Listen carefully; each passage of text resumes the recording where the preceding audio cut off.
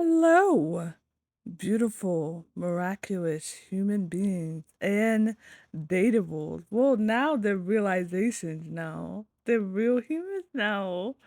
My name is Miracle, and today I am back with a tier list. I haven't done one in a hot minute. Um, and of course, after I finish Date Everything, also, if you have not seen my playthrough of Date Everything, I would suggest you go to the description box right now. It's a whole lot of fun. I feel like you would enjoy it. At least I would like to hope, okay? Go check it out. But after I finish that game, I'm like, I have to get some things off my chest about some of these characters, and the best way to do that is to do a tier list. So I'm like, here we are today. We are going to be ranking all of the dateables of Date Everything. The object, well, they're not objects anymore. Oh my goodness. Tears to my eyes. But before I do anything, let me thank the person who created this tier list because it was not me, okay? As much as I would like to think it was me, it was not me. Alright. The person who created this tier list is Werewolf Hyde, okay?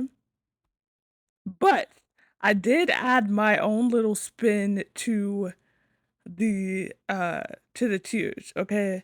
The top tier is the one that I love the most, who is the love of my life, who like I never thought I would be in love with an object, okay? And it's an everlasting love, okay? This will be an everlasting love. This will be the one I waited for. This, like the love of my life, okay? The second tier is I really like you. Like it's close to I love you, but like I still really like you. Alright, the third tier is you got a friend in me.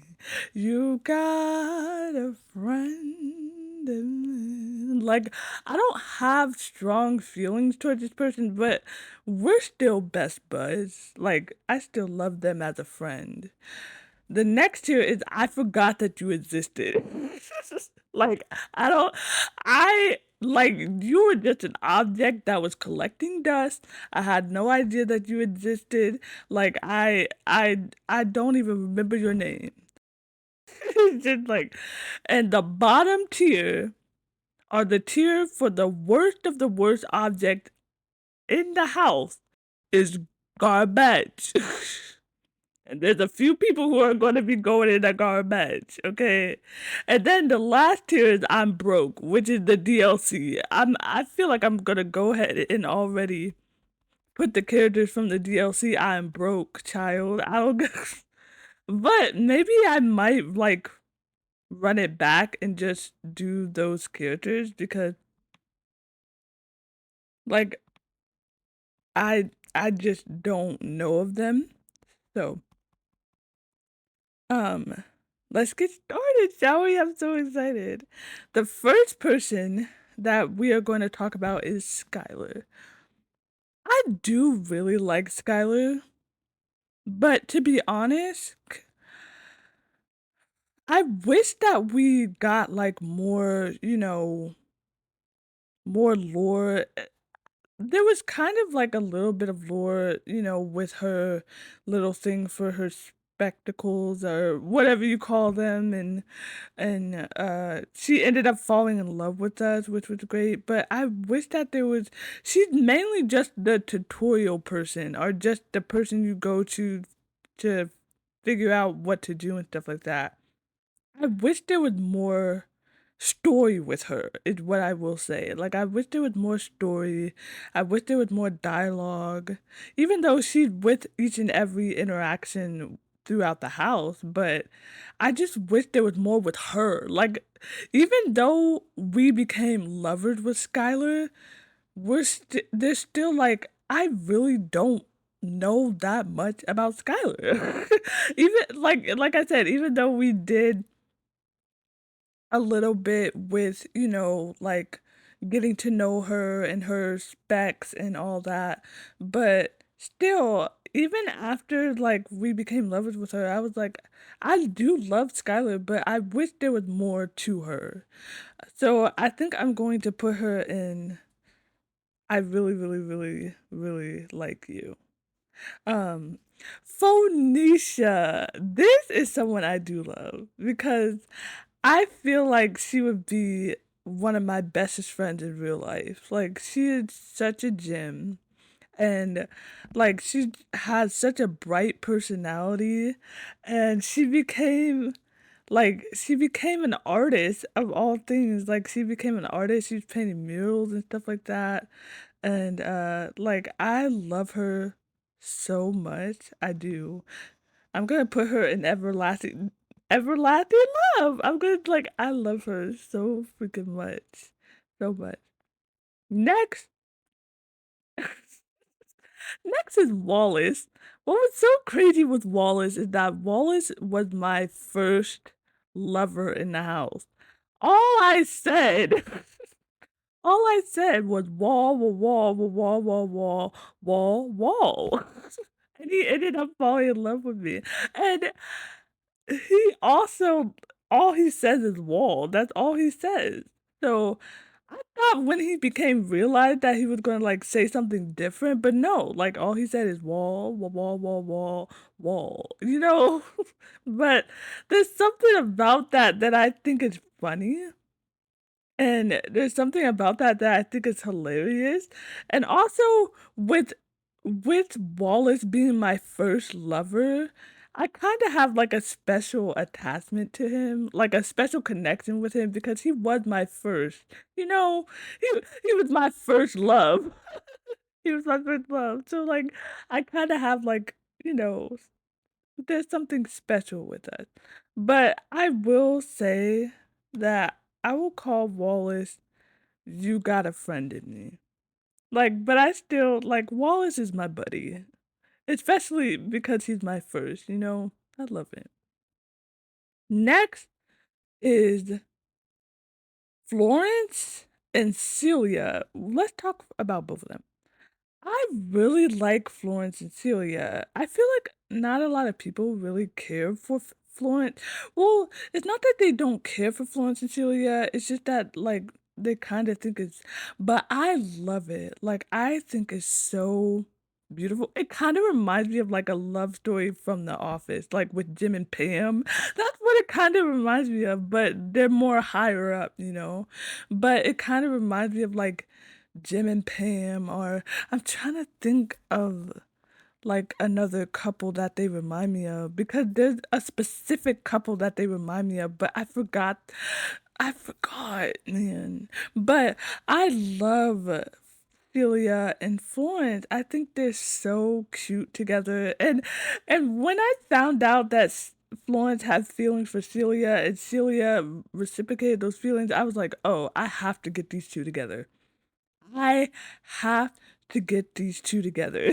Like they belong together. So like I have to get these two together.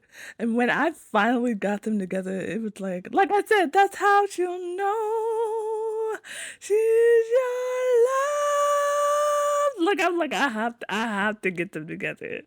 I love them so much.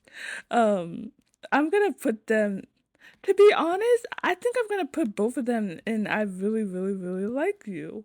I think they're really cool. I love them and I love them as a couple together. And then when they were realized and I found out that they're a power couple. Like I freaking love them. Stella. That Stella when I first met Stella, I loved her. Like I thought Stella was a sweet being. But the more I started to know Stella, I was like I said, I tried to convince her that she was in a pyramid scheme and she didn't like that. She started to get all snippety with me. And I'm like, girl, I'm just telling you the truth, like it or not. Like, I'm always gonna keep it real. I'm always gonna tell the truth. So take it or leave it. Like like I'm actually shocked that she became my friend because I thought she was going to hate me. I thought Stella was going to freaking hate me. But once I broke it down to her, and I was straightforward, I was like, I'm gonna tell you the truth. But that's how I am. I'm like, I'm gonna tell it like it is. I'm gonna tell you the truth. Take it or leave it. If you like it, great. If you don't, then I'll keep it moving. But once I like explained it to her a little bit more, like she started to understand. I'm like, Stella, this is your life. Don't let nobody tell you how to live your life, okay? Especially when you're this old in age.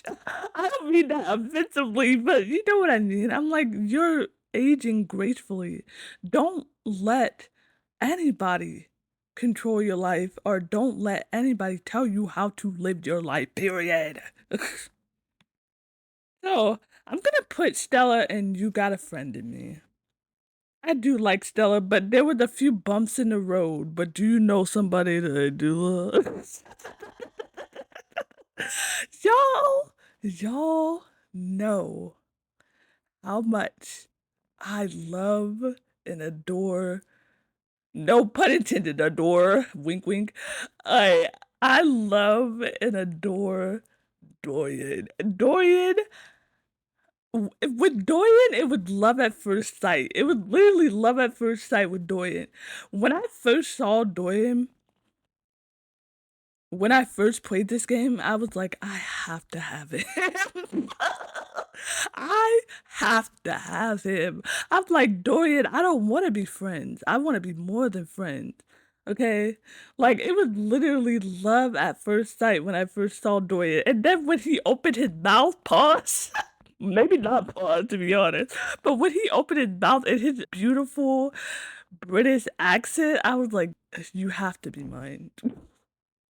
You're everything that I want in a man. He's strong, he's muscular, he got a British accent. I love a man with an accent. He got facial hair, he got tattoos. Like, this is everything that I want in a man. I need him and I need him now. And also he's very protective of me. He's very about that life. And I'm like, that he's everything that I wanted a man. I'm like, I need him and I need him now. And I found out like in order to get him to fall in love with me, I have to talk to every door. And I'm like, bitch, I'm gonna talk to him every day because I I want him to fall in love with me because I'm in love with him. This man has made me hit Mariah notes like no other person. Like I hit so many Mariah notes with Dorian. He got me hitting them high notes, man. I freaking love Dorian so much. So much. So much. Alright. But somebody who's a little bit more polarizing is Gwendolyn. When I first met Gwendolyn, I thought she was cute, with her hair and stuff like that. She reminded me a little bit of a soccer mom. She like that's what I thought she was gonna be like. She kind of reminded me of a soccer mom. But then I started talking a little bit more to Gwendolyn, and I'm like, I really don't like this. I really don't like her. Like, she's a jerk.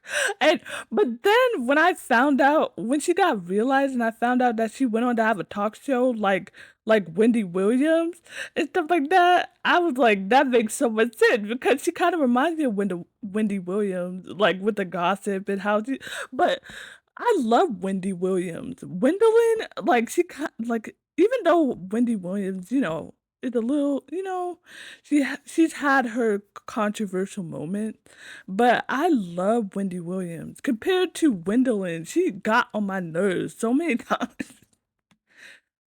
I'm gonna put her and I forgot that you existed. I didn't forget that she existed. It's just that, like, she's not one of my favorites, and I didn't like talking to her. Like, after every interaction when I talked to Gwendolyn, it just left me like, "Thi why did I even come to talk to you? You're just a jerk." Anyway, but 2 people who aren't a jerk are Kurt and Rod. I love Kurt and Rod. Like I said, when I first met Kurt and Rod, they reminded me of family. Because they do. Like, they reminded me of family, they were joning on each other like I do with my family, and, like, I love them to pieces. I do. I love Kurt and Rod. I'm gonna put them in I really, really, really, really, really like you, but not like that. Like I said, they're family. They're my bro. They're my brothers. I I love them so much. Another person I love is Shelly.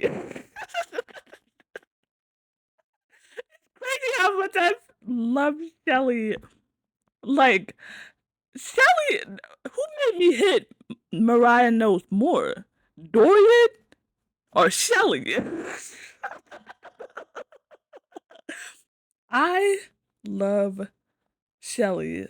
And when I first met Shelly, I was like I was a little bit unsure of her, but then I found out like stuff about her that she carries a lot on her shoulders, and that makes a lot of sense because she's a shelf, and she she was like dealing with toxic positivity, having to put up a front all the time, and I'm like I said, throughout this, I was a therapist throughout this house, man, like, and I basically was like, "G- girl, woman to woman."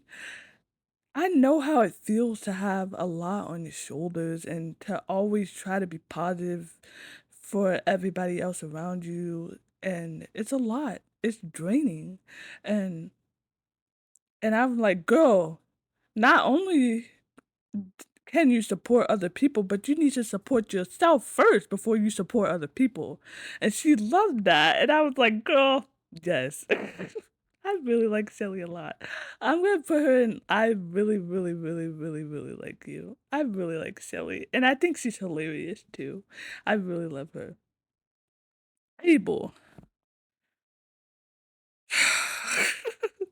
Abel, man.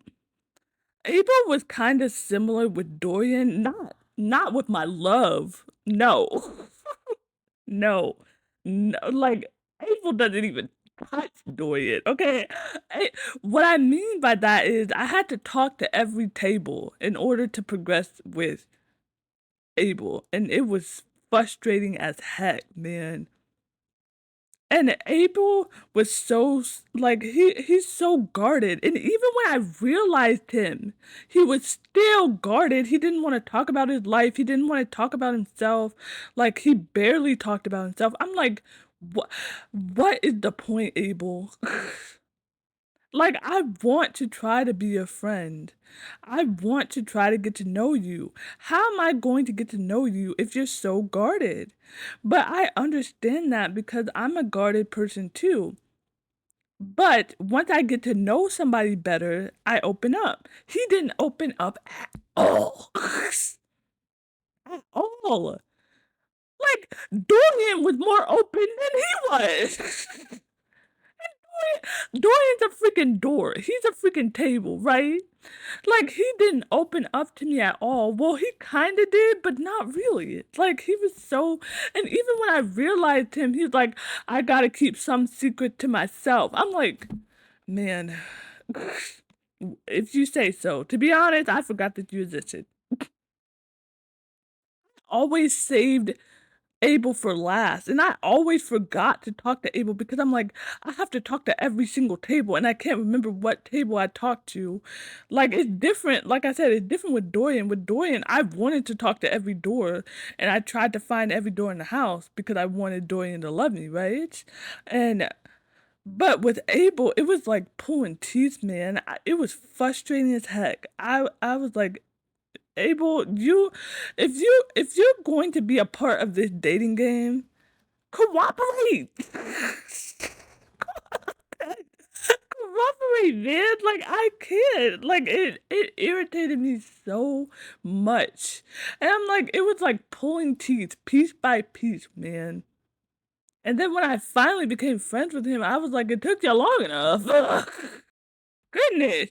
Jeremy.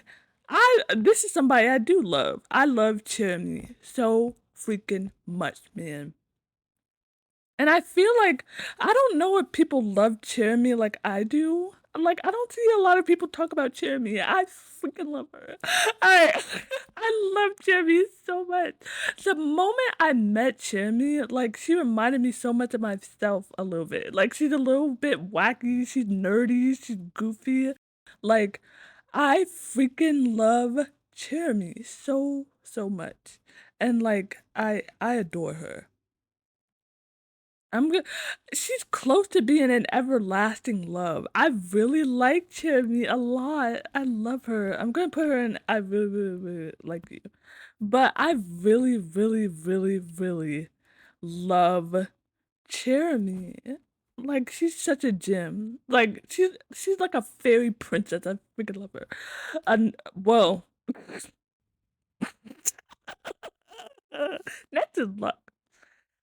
Lux is something else. What I was saying, like I don't even know how to describe Lux. Lux is just an entity on their own. You know, they're just a whole different entity. Like I don't even know how to really describe them. Like they're just a whole another person. Like, but I think Lux is funny though. Even though there's been sometimes like me and Lux butted heads, but not really. Like it was like a playful butt heads. Like I think Lux is hilarious. I do. I'm gonna put them in. I really, really, really, really like. Like I think they're funny and cute. But what I will say is that when I realized Lux,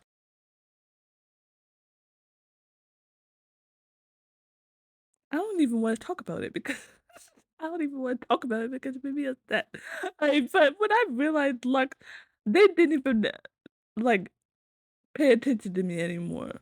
They just sent me a link to their new social media or whatever. And I'm like, I'm not subscribing to that.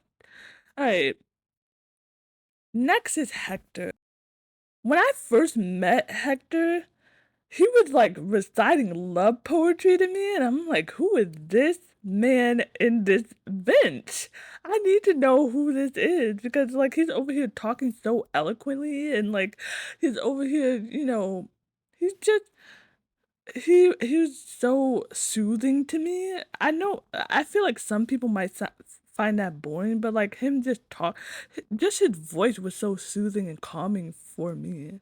Um and then when I finally saw him outside of the vent, I was like, "Why are you hiding all this gorgeousness? You're beautiful, man." And like, and then he ended up going into the mass industry after I realized him and stuff like that. Just, I really like Hector a lot. I'm gonna put him in. I really, really, really, really, really like you. Pretty plastic, okay? Basically, the whole thing with Pretty Plastique is that she was just trying to become a real plant. Just trying to become a real plant. I want to be a real boy, like I said. I want to be a real boy. Like, just wanted to be wanted to feel like part of the group with the other objects, even though they're still objects, but like she felt like she was the fakest of all the objects, because she was a fake plant and stuff like that. And she just wanted to be a real plant and stuff.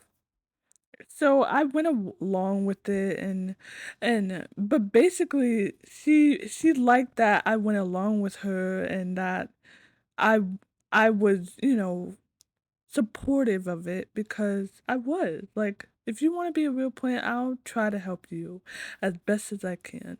And then when I realized her, she was gorgeous. I literally cried seeing her realize. I'm like, she is stunning. Absolutely stunning. And it also made me cry because this is what she always wanted. She just wanted to be real. She just wanted to be real, and she just wanted to feel real. And it brought tears to my eyes because I'm like, she finally got what she wanted. And also, like I said, she looked like a fairy princess. She looked stunning. So I was like, it makes like it makes me so happy. I love her a lot. I'm gonna put her in I really, really, really like you. Next is Timothy Timepiece. When I first met Timothy Timepiece, like I knew that it was just going to be like a friend type thing. Um because like I said, you look old enough to be my child, so like I I'm like this ain't going further from anything but friends, okay? But to be honest, I think I'm gonna put Timothy Timepiece and I forgot that they existed because I kind of did. Because there were certain times that I had to meet Timothy and I would forget. I would be talking with other objects and stuff like that, and I'm like, oh, I forgot to talk to Timothy, and then I go to talk to him. And he's like, you can't talk to me at this time, and I'm like, I don't got. Do you know how many dateables I have to talk to throughout this freaking house? 100. I have to talk to almost 100 characters. Do you think that I have the time, quote unquote, no pun intended? Do you think I have the time to remember to come to you at this certain time to talk to you when I got 100 other objects that I gotta talk to? You really think that? Like it got on my last nerves, and like I said, I forgot that you existed. To be 100% honest. Art. When I first met Art, like I said, I was intrigued by it. I was intrigued. I was intrigued by the art. And I thought he was cool. I thought he was very intelligent, like very but then when I realized him, the ones who know, okay? When I realized him, I was like, this looks like my grandfather. I'm like, I still like you, but I don't like you like that anymore because, like, you look like you could be my father. You look like you could be my grandfather. I'm like, no. But I still like art though. But someone I do like a lot is River. I freaking love River. I loved River the moment I met her, and then she referenced Cher. I was like, "Oh, girl, we are going to be best friends." Okay, like she referenced Cher, she referenced Shaka Khan. Like she loves to reference music, like I do, and I'm like, "Yes, we're gonna be good friends." But she was another person that was very guarded. But this was like, I feel like a few of the characters here were guarded, but they start to open up. Abel. Right.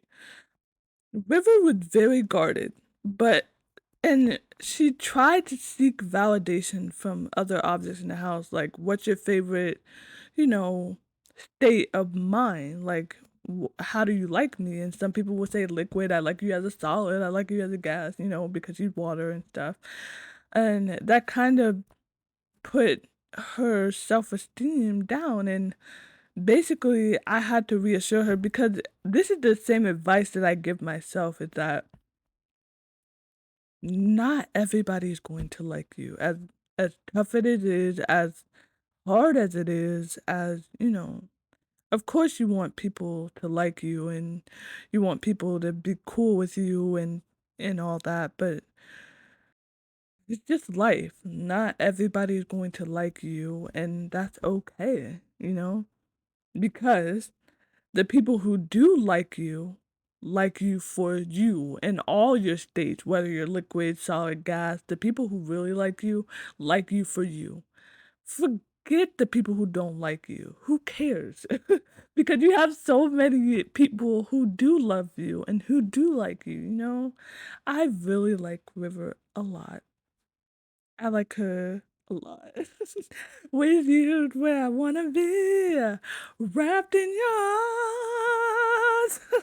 Freaking love it. Another person I love is Eddie and Vault. I freaking love Eddie and Volt, but out of the duo, I love Eddie. I freaking I love Eddie, man. Freaking love Eddie. Alright, but the moment I met Volt, I was like, "Oh, I know I'm gonna like Volt." But when I met Eddie, like, he was a jerk, but for some reason, I was still turned on by it. I don't know. I was like, "You're a jerk." But then when we started to communicate more, he showed that he really does care about us, and, like, when I realized Eddie and Volt and I saw them with their realtor business and stuff like that, they look like something out of an anime. I'm like, "They gorgeous, man." Alright, I'm gonna put them in everlasting love. I freaking love Eddie and Volt, man. The heat of your electric touch. I love them. Alright, Koa. I do like Koa, but, like, I always thought of Koa as a friend. And like I said, Koa was kind of similar to Abel, but Abel, like I said, Abel was just, man, frustrating. But with Koa, like, all he wanted to do was just sit and relax and, be in silence. But like I said previously, it's like, this is a dating game. I'm gonna need you to communicate with me. But I did feel bad for, trying to push something, like trying to push gossip and stuff on him. I felt so bad for that because I just wanted him to talk to me and I just wanted to get to know him more. But Koa is like a big cuddly teddy bear, which is so ironic because we have a teddy bear in this tier list. But like, I really like Koa. He reminds me a lot of Maui from Moana. Um, but he's more chill. He's more chill than Maui. Um, Not that Maui is a but Maui's a little bit more of a bigger personality compared to Koa. And then when I realized Koa, he went into a furniture business and stuff like that, and I'm like, that makes perfect sense. Like, I really like Koa. I'm gonna put him in You Got a Friend in Me. I like Koa.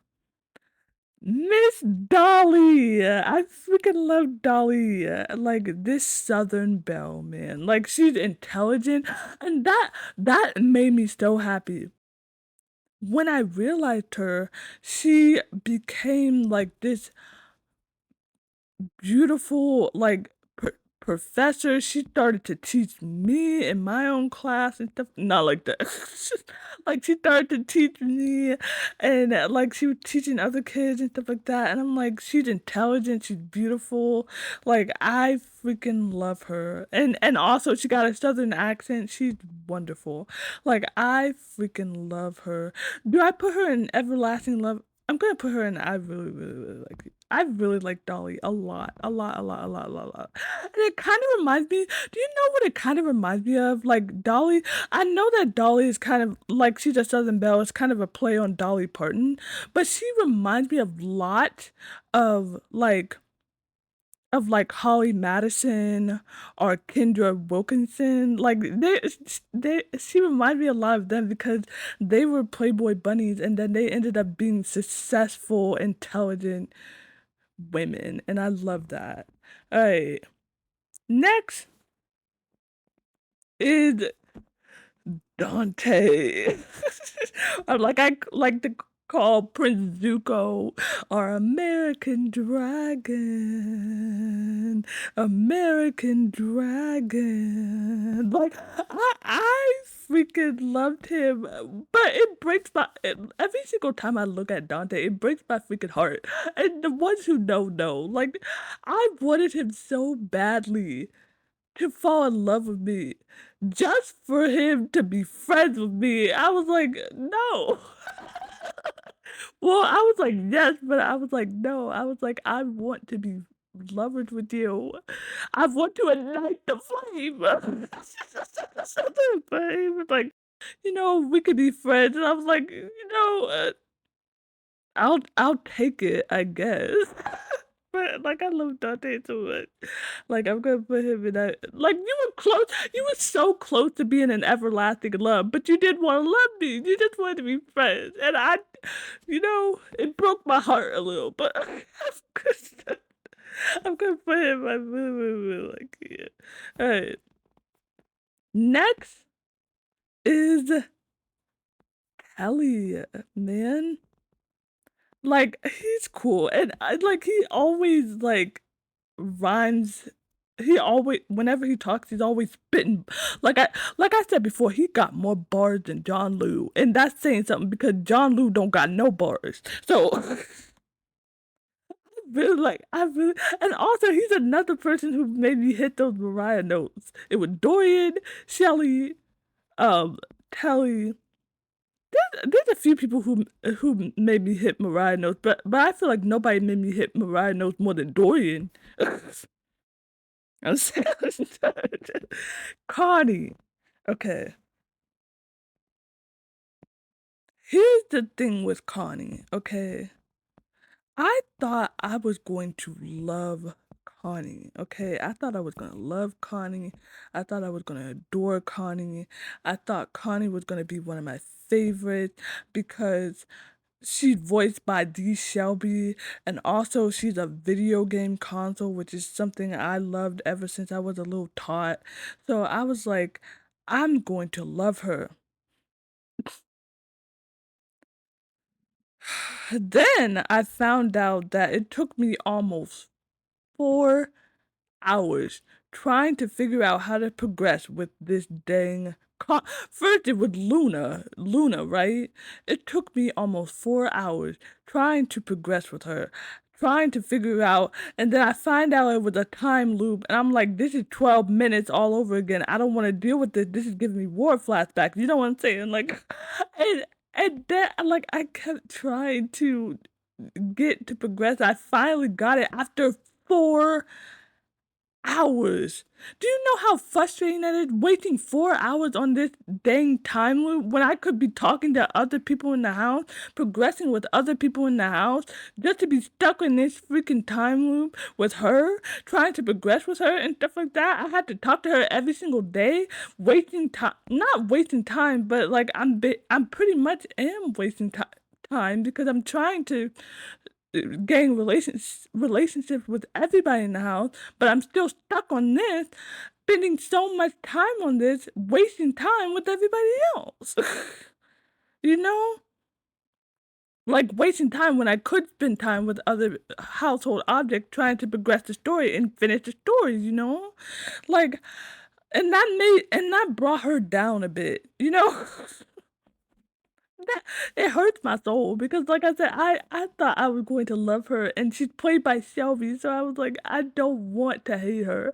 But like after all that, like I said, after I finally became friends with Connie, I was like, sure, whatever. Like I wasn't even invested anymore because I just wanted it to so badly be over. Like I just wanted the time loop to be over so I can progress. Like when I finally became friends with her, I wasn't even invested anymore. That's so freaking sad.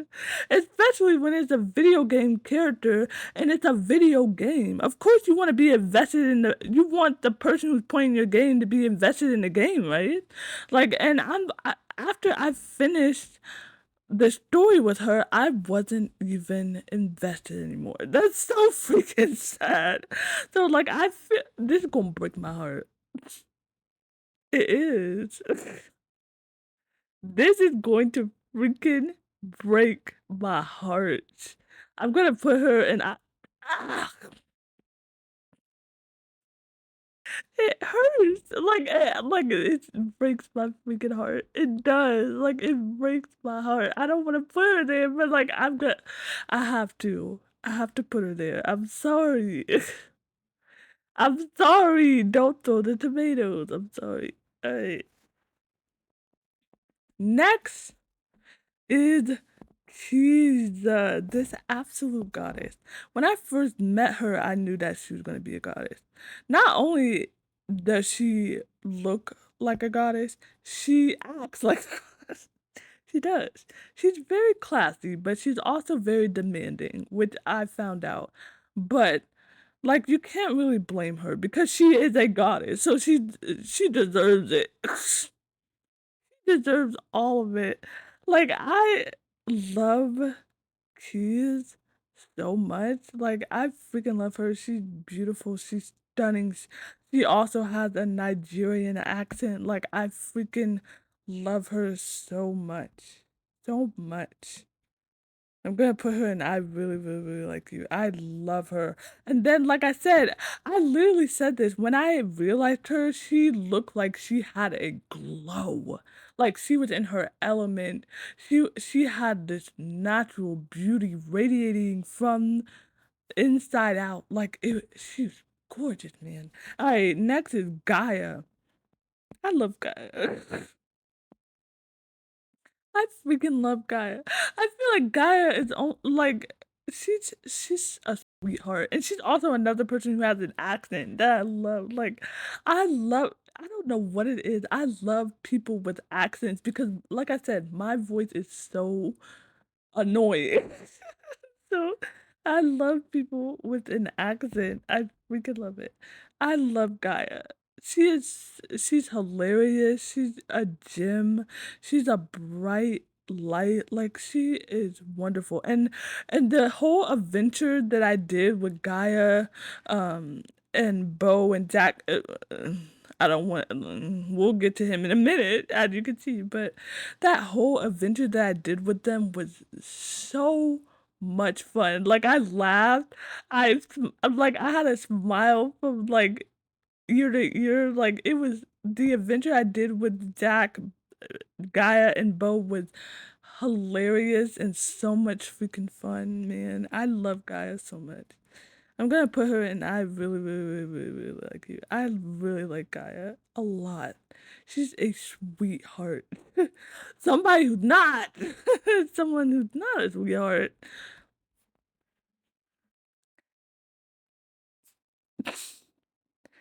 What can I say about this person, man? This is the first person that is going in the garbage. Our first candidate in the garbage. I'm like, eh, to be honest, he belongs in the garbage because, like, I don't even know how to explain him. Like, we just had, like I said, I was talking about that adventure. We had that wonderful adventure, and out of nowhere, he just flipped flipped a switch. Like he just flipped on me and just ended up hating me out of nowhere. Why? Because I told you who you were and because I was being honest about things. Now you mad at me? Like whatever. Like I said in the finale, you will never be freaking Jack Sparrow child as much as you want to try to be. You will always be a Walmart, not even a Walmart, a dollar store, a Dollar General, a 99-cent store, a kid birthday party version of a Jack Sparrow child. Like it could have, like I said, it could have been different. You could have been a real life pirate. You could have been all in all the blockbuster movies. You could have been the new spokesperson for Pirates of the Caribbean. Okay, like you could have been. You could have done it all, but like I said, you wanted to try me, so now you're stuck in a freaking ship in a bottle for the rest of your days. Moving on. Parker. I love Parker. Parker was hilarious. Well, of course Parker is hilarious because he's played like of course he's gonna be hilarious because he's played by Brennan Lee Mulligan. He had me crying laughing. Like he was so funny. Like just the most nonchalant, most like he was funny. But what I will say is that I feel like he was cheating. I feel like he was cheating. I'm very competitive, okay? I'm very, very, very, very, very competitive. And I feel like he was cheating. I do. I feel like he was a cheater. Like there was I think I only won in one of the games that we played. I think I won in one of them, and but, like, he was like, "You don't have enough points to win my love, but we can be friends," and I'm like, "I'm fine with that, but I still think you're a dirty cheater." I feel like he was cheating. I do, like, I do, but I still love Parker, like, Parker is hilarious. He is. I freaking love him. I'm gonna put him in I really, really, really, really like you. Parker is hilarious, funny, like, just chill guy. Like, I really like Parker a lot. Next is, oh my god, I forgot his Mateo? So I feel like I have to put him and I forgot that you existed, which which hurts me because I really like him and he helps animals, which I love. Like, he's an animal rescuer. Like, he goes around saving stray animals and stuff like that, and I love that. But like, I rarely talk to him that much. Which this really hurts me because I really do like him, but, like, I literally forgot, you know? But I love that he takes care of animals because I love animals, and, like, he's a sweet being, but out of everybody in the house, I will say that I did forget. I'm sorry. Uh, but somebody who deserves to be forgotten and who deserves to be in the freaking garbage is freaking Tina. Okay, like, I already went on a rant on Tina, okay? I've already went on multiple rants on Tina, okay? Like, apparently, she wanted me to read her diary. Like I said, I feel like a diary is a sacred thing, and you're not supposed to read anybody's diary and stuff like that. It's full of your personal secrets and stories and stuff like that. So I decided not to read the diary. I come back to her the next day. She's mad at me. She's like, "You're so boring. Why didn't you read my diary? You're such a plain Jane. I don't want to talk to you no more." So I'm like, you know what? Whatever. And she ended up hating me just because I didn't read her diary. I'm like, if you wanted me to read your diary, all you had to do is ask. I said this. If, but like I said, it's a diary. You're not supposed to. But like, since I didn't read her diary, she got mad at me. She ended up hating me. And I'm like, all because I didn't read her diary. All you had to do if you really wanted me to, but she really wanted that spice, and I guess she wanted that spice in her life and she wanted that drama and she wanted me to read her diary to feel some sort of excitement in life. I'm like, girl, you got a problem. Seriously, you got a freaking problem. Like, you want your life to be a reality show and you want your life to be full of drama and nonsense and all that. That's not me, okay? So probably it would probably best for us to hate each other because like I can tell that you would be an absolute a nuisance like in my life. Like I could deal with that. Like I like I said, I already went on so many rants about Tina. Like I said, you'll always be the most useless instrument in the entire musical stratosphere. You'll be the most useless instrument. You'll just be in that freaking closet collecting dust. You'll never be on reality TV. You'll never be on Love Triangle Island. Like, you'll never accomplish anything in your life. You'll just be in that closet for the rest of your days, just collecting dust, being the useless instrument on planet Earth. Garbage. Garbage. Alright, somebody who's not useless and somebody who's not garbage. Beverly. I love Beverly. I love her. But I did know, like, when I first met her, I was like, this might be, because she's a beverages, like, she's the beverages. So I'm like, oh no, I have a strong feeling like she might be an alcoholic or, she be drinking, she be drinking, So I would be a little bit nervous. But like when I got to know her, I thought she was an absolute gem. She just had regular smegular, issues just like all of us. You know, one night she got a little bit too tipsy, she had a little bit too much to drink, and I ended up taking her home. Not like that, you little nasties. Alright, like I ended up taking her home, tucking her in the bed, and she appreciated that. And at first I thought she was gonna hate me because she was very embarrassed about it, and she was like, I was embarrassed that you had to do that, and I thought she was gonna be mad at me, but it turns out like she appreciated it. And also she appreciated that I helped her build her dynasty of freaking bartending and making drinks for people. And now she goes bartending and bring your own ingredient day and stuff like that. She's killing it. And I'm like, I couldn't be more proud. I freaking love Beverly. I do. I really, really, really, really like her. I like her a lot. Somebody Somebody who's a little bit more polarizing is freaking Michelin, okay? The moment the moment I met Michelin, I knew that I was not going to like I was like, he got a tip on his shoulder. Same thing with Tina, but Tina, it was different. Like Tina kind of had a little tip on his shoulder. Like I said, she's walking around with a dirty accent, thinks she's all about that life and all that. Like no, so but with Michelin, he thinks he's better than everybody else. He literally ended up becoming a critic to critics. I'm like, the audacity. Like, the moment I met Michelin, I knew that it was gonna be a problem. Like, I just knew that we were going to be butting heads. I had a feeling that like, it's crazy because I thought Michelin was gonna hate me. I thought that he was going to hate me. I thought we were gonna end up being haters.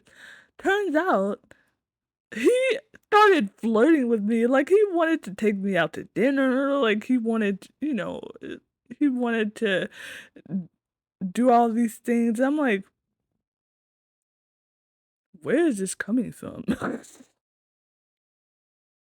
I thought he was gonna hate me. He literally confessed his love to me. I was shocked. I was freaking shocked. Like I thought he was gonna hate me, and he ended up professing his love for me. He ended up, all that, and I was I was like, no, we can be friends. So I he turned over a little bit of a leaf, but he's still kind of a jerk. But I'm gonna put him in. You got a friend in me. Capriccio. But Capriccio was kind of a fall from grace, to be honest.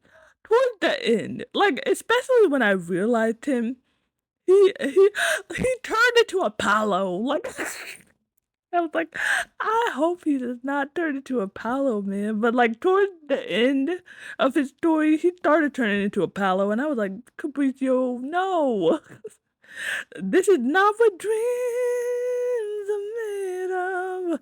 Like I loved Capriccio when I first met him. When I first met Capriccio, I freaking loved it. Like I said, he reminded me a lot of Paolo, and his story reminded me a lot of Lizzie McGuire, and I was like, I love Lizzie McGuire, and I love the Lizzie McGuire movies, so I'm like, I have to get this man to love me. And I loved Capriccio when I first met him, but then, like I said, toward the end of his story, he started becoming really obsessive about Italy and trying to push Italy onto other people, and I was like, I don't like that. Like he really turned into a Paolo. So now I'm conflicted on him. I'm like, I don't know how to feel about him now. I might still put him in I really, really, really like you. Because I do like Mauricio. It's just that, like, toward the end of his story, he started to, dwindle. Okay.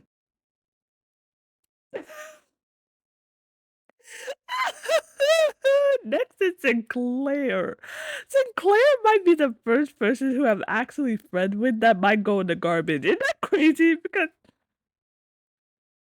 Sinclair got on my everlasting nerve. I could not stand Sinclair.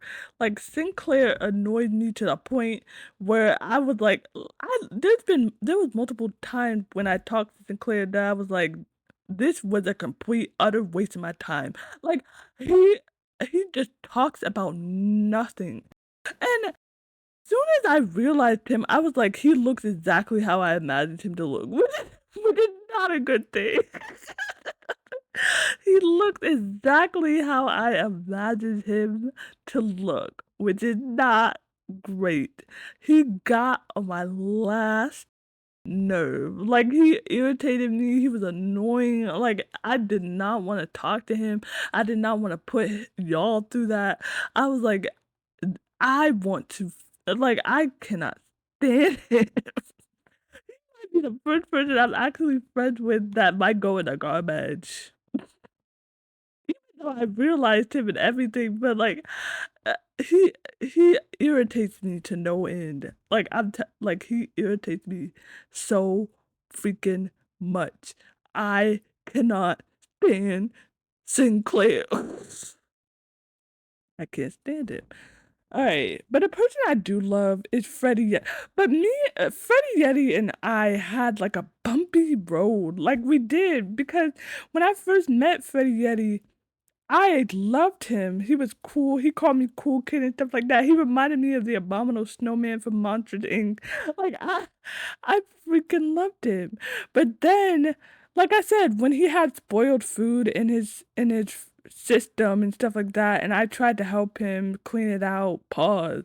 Like I tried to I tried to help him clean it out like a freaking laxative. I tried to help him clean it out and stuff like that, and he got mad at me and snapped at me, and he turned into a literal beast, and I was scared, shook, panicking. I thought he was gonna hate me, and we ended up being friends. But I was like, Freddie, don't you ever do that to me again. Don't ever do that to me again. I freaking love you. Freaking love you, Freddie. Don't you dare do that to me. I do like Freddie though, but I think I'm gonna put him in You Got a Friend to Me, which makes sense because he comes from the same Pixar family, so like it makes sense, you know. But Freddie, you could have been, and I really, really, really like you after, you know. But after that whole incident where you snapped at me for having spoiled food and wanted to help you, I got a little nervous. And that hurt my feelings. It did. Like, it hurt my feelings when you did it.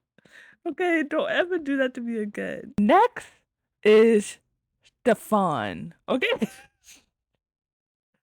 me me and Stefan had a roller coaster of a relationship. Okay? When I first met Stefan, I'm like, who is you talking to like that? Seriously. You like this is my house. This is my kitchen. Talk about this is your kitchen. This is my kitchen. I pay the bills here. Like I can replace you so fast. Alright, but and also I love his Mr. Cluckles. I freaking love Mr. Cluckles. That chicken had me crying laughing so much. Like me and Stefan had a roller coaster of a relationship. We did. Um but it's so crazy. I thought that the farm was gonna hate me. Out of all the kitchen appliances, we'll get into it. We we will get into it. Okay. I, Out of all the kitchen appliances, I thought he was going to hate me. Same thing with Freddie Yeti. I thought that he was going to hate me out of all the kitchen appliances, okay? Turns out Stefan falls in love with me out of nowhere. Out of freaking nowhere, Devon falls in love with me, and I'm like, okay. Like, it makes a lot of sense because that he would fall in love with me because I love to cook. I love to cook. I love to bake. Like, I love to share what I cook and what I bake with my family and my friends. So it makes a lot of sense that he fell in love with me because I love to cook. But, and, oh, my bad. It makes a lot of sense, but it doesn't, you know? Because I thought he was gonna hate me by the way that he was talking to me, but he ended up falling in love with me. I was shocked. I did. And then when I realized him, I'm like, we are not like he's not my type. He looks like he could be my uncle. But I'm gonna put him in You Got a Friend in Me. Um, Another kitchen appliance. It seems like all everybody in the kitchen are very hostile. Am I the only one? Like Stefan, Freddie Yeti, Luke Nukem, Dishy, who's coming up very soon. Like everybody in that dang kitchen is very hostile. Am I the only one? Anyway, but speaking of hostile, we're gonna get into Luke Nukem. I really like Luke Nukem, and not only like because he's played by the Travis Willingham, but I really love Luke. He's hilarious. Like I said, he kind of reminds me of Buzz Lightyear and how Buzz was always trying to go on a mission and stuff like that. Like I know his name is Luke Nukem. I get it, but still, like he still kind of reminds me of Buzz Lightyear a little bit. Like I really like Luke a lot. And then when we realized him and we ended up, having physical intimacy and stuff like that, he let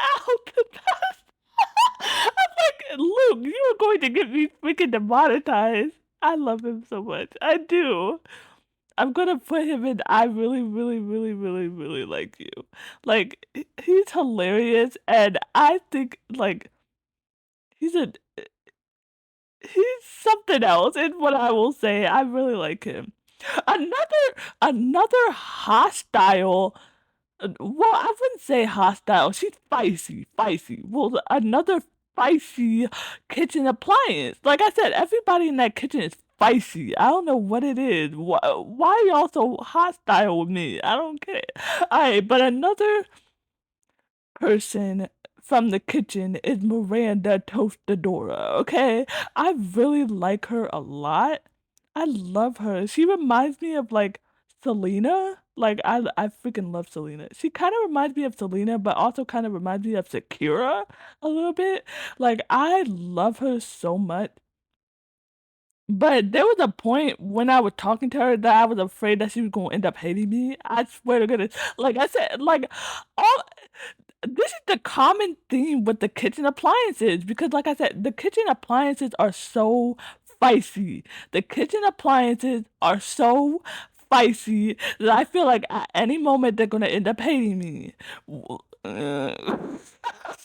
So I was so scared that freaking Miranda was gonna end up hating me because I said like that her I said something like her music needs a little bit of work or something like that. I can't remember what I said. I but I was afraid that she was gonna end up hating me, but she ended up loving me and we became friends after that. I love Miranda a lot. I'm gonna put her in I really, really like you. But a kitchen appliance that tried every ounce of me is Dishy. I'm not surprised that Dishy hates me. I'm not surprised at all. Like, Dishy kept trying to access my data and he kept trying to access my personal information. And I didn't appreciate that. So I'm like, you're gonna remain offline until you get some sense knocked into you, okay? He didn't appreciate that. And then I felt it in my veins. This is one appliance that I knew was going to hate me from the jump. I felt in my veins that Dishy was going to hate me. And moments before, for those who did not see the episode, moments before he ended up hating me, I was like, Dishy, do you want to join the list?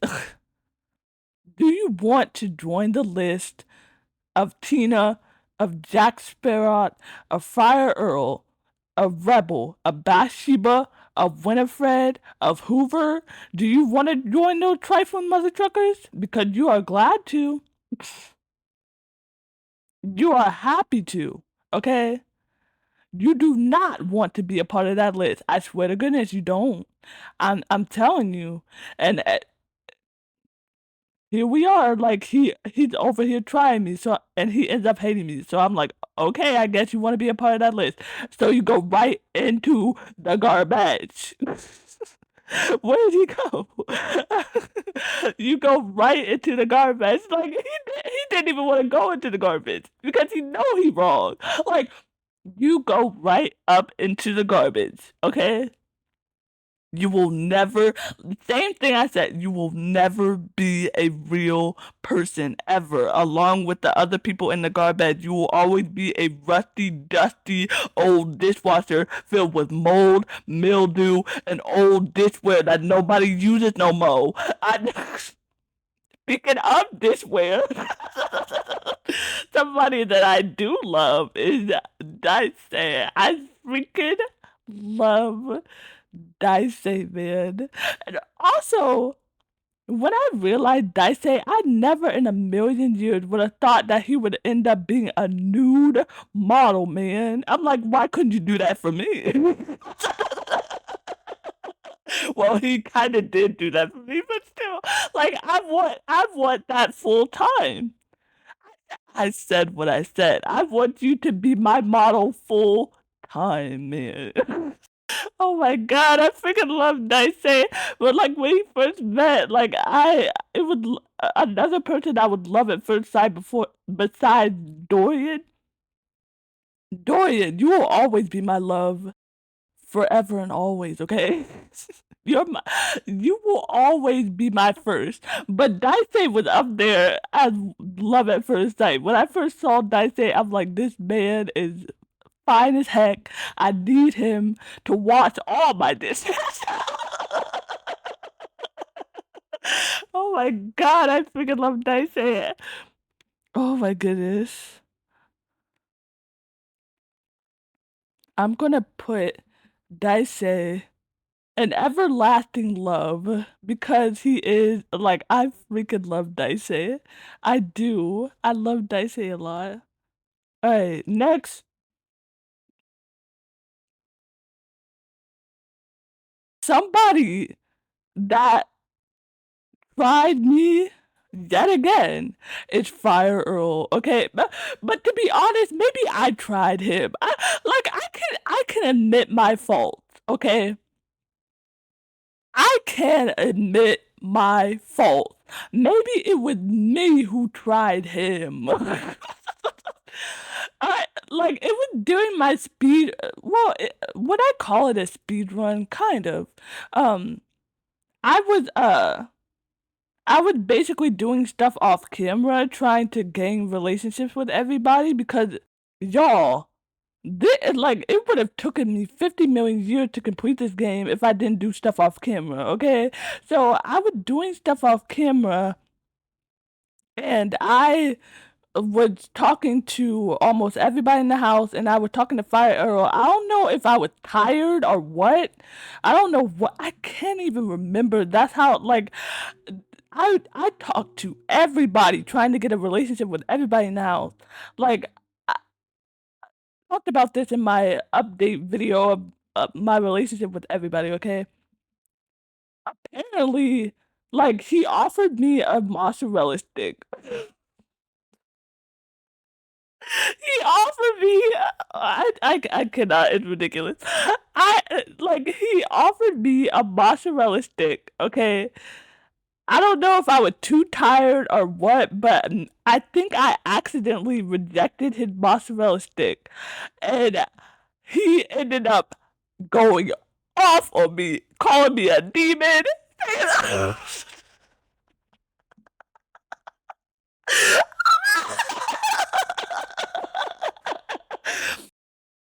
I rejected his mozzarella stick. He went off on me.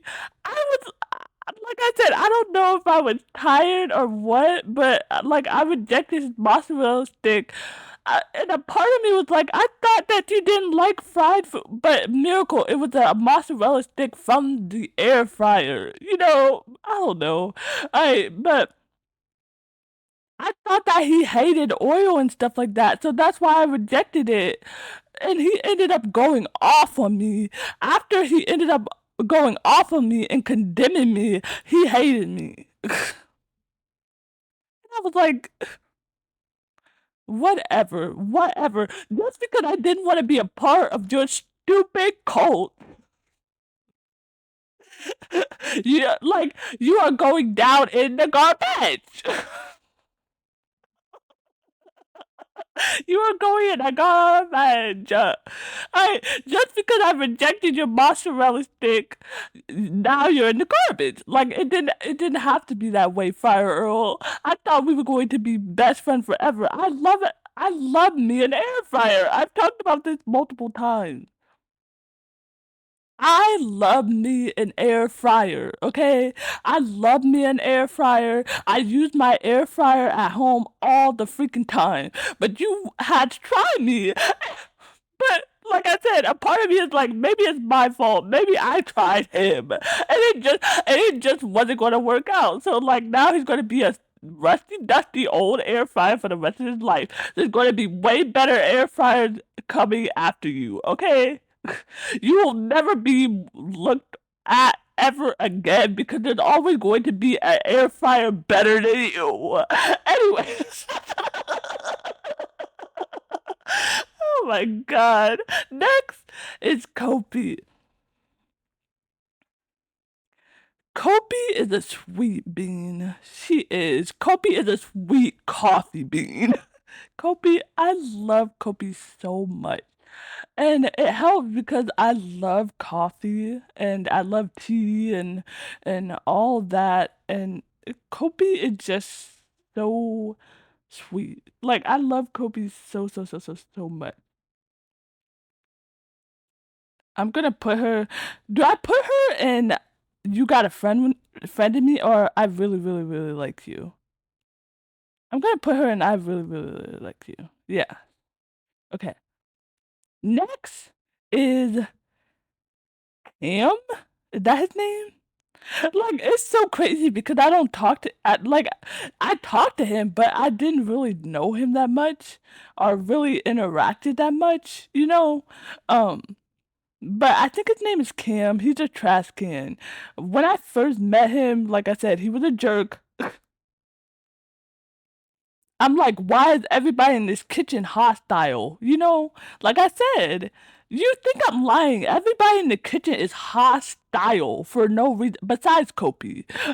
Besides Kopi, everybody in the kitchen is so hostile. I don't understand. Alright, but Cam was a jerk. It's so crazy that Cam was a jerk, but when I like I said, I've talked about this before. I'm going to talk about it like in the future. I when it comes to comebacks, I am a sharp shooter. Okay? Do not bark at me because I will bark back and possibly even bite.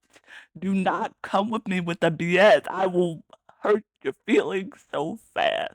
Alright, so it's crazy that Cam was such a jerk to me, and when I hit him back with the same jerkness, pause. When I hit him back with the same thing, he got all butthurt. I'm like, I can't stand it. Like you can give it, but you can't take it. If you can't handle the heat, get out of the kitchen. No, no. But I ended up apologizing to him. I ended up apologizing. Boo hoo wham wham. And we ended up becoming friends. But it was like pulling teeth. It was. Alright, I'm gonna put him in. You got a friend in me. Next is I. I can never pronounce his name right. I Ronaldini. I think that's his name. He's the ironing board. Okay. Um. And he's a quote unquote magician. And um me and him had a complex relationship. We did because like I was so supportive of his magic thing. I love magic and all that stuff. I'm a weirdo, okay? So I was supportive of his magic thing And even Bobby Pin was helping him. Bobby Pin was his assistant and stuff like that. And I was very supportive to him until he took away my spec points. I almost had a heart attack. I've talked about this before. I've talked about this before. He took away my spec points. I almost had a freaking heart attack. And I'm like, if you do not give me my spec points back, I'm going to make you disappear. Like we had a complex relationship, but I do like him. I'm gonna put him in You Got a Friend in Me. I really do like him.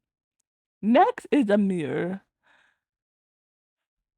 I feel like Amir was a fall from grace. I do, even though he became one of my lovers, I feel like he was a fall from grace. I do.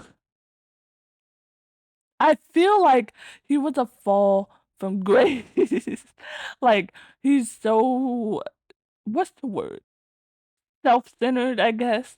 Conceited, I guess. Um, you know, egotistical, I guess. Right, after I realized, I'm like, Miracle, it makes sense. He's a mirror, but like I still didn't expect that after I realized him. You know what I'm saying? But like, I think now my opinion kind of changed on him. I think I'm gonna put him in You Got a Friend in Me. You know, we can still be friends. But besides Amir and besides Barry and Tyrell and Faria, everybody in the freaking bathroom sucks. And let me explain why. almost everybody, almost everybody in the freaking bathroom goes down in the garbage. And let me explain, okay? Starting off with freaking John Liu, the worst quote unquote rapper I have ever heard in my existence of life. Oh my god, man. Here's what happened with John Liu, okay? It's crazy because it's kind of my fault. Like I said, I can admit my fault. It was kind of my fault. Okay, here's what happened. I wanted to get my spec points up before I talked to him because the next time that I talked to him was going to be a rap battle. Okay, I forgot. I forgot to get my spec points up. I accidentally talked to him. We ended up having the rap battle, and he, like, I didn't have enough spec points. I'm like, dang it, he's going to end up hating my bard, which is so ironic coming from him. Um, he ended up hating my bars, he ended up hating my rhymes, and then he ended up hating me. And I'm like, you have no room to talk, man. Like I've talked about this before. Nobody is going to buy your mixtape. Nobody's listening to your album. Nobody's going to listen to your songs on SoundCloud, let alone Spotify. All right, nobody's going to listen to it on Apple Music. Nobody's going to even know your name. All of your raps are trash. All of your raps are literally down the toilet. I wouldn't even call you a rapper. I wouldn't even call you an artist. I wouldn't even call you a singer. So hang it up, flat screen, plasma. Hey Nikki, asthma, garbage.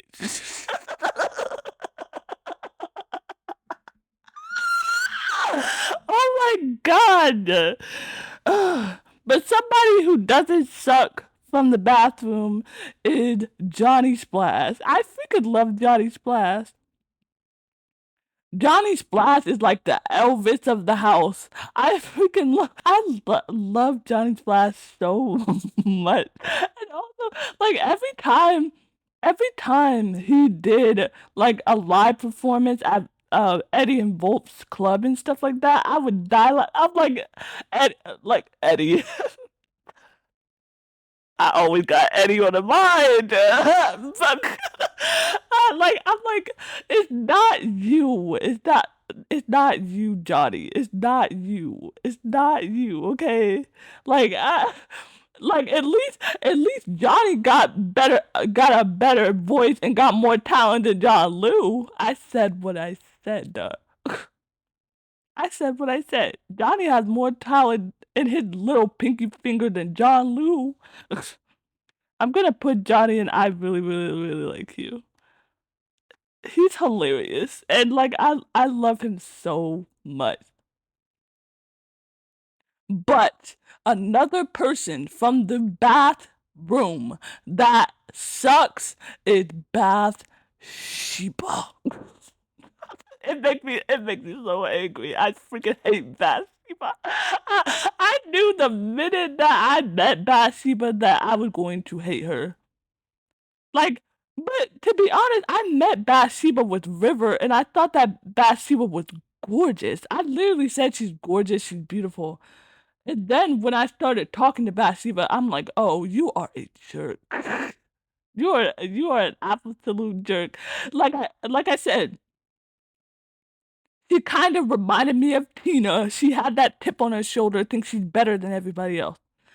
And then Bathsheba had the audacity to ask me why she does not have any friends. And I'm like, I think it's evident. Maybe you should go take a long look in a mirror. But alright, so I tried to help her make friends, right? And like all she wanted to do was gossip and spread rumors about other people, and she was just rude and just mean. And then when I come back to her saying like, what did you learn? And she's like, oh, you talk crap about people and stuff like that. And I'm like, no, that's not what you do. And she also had the audacity to blame me for not helping her make friends.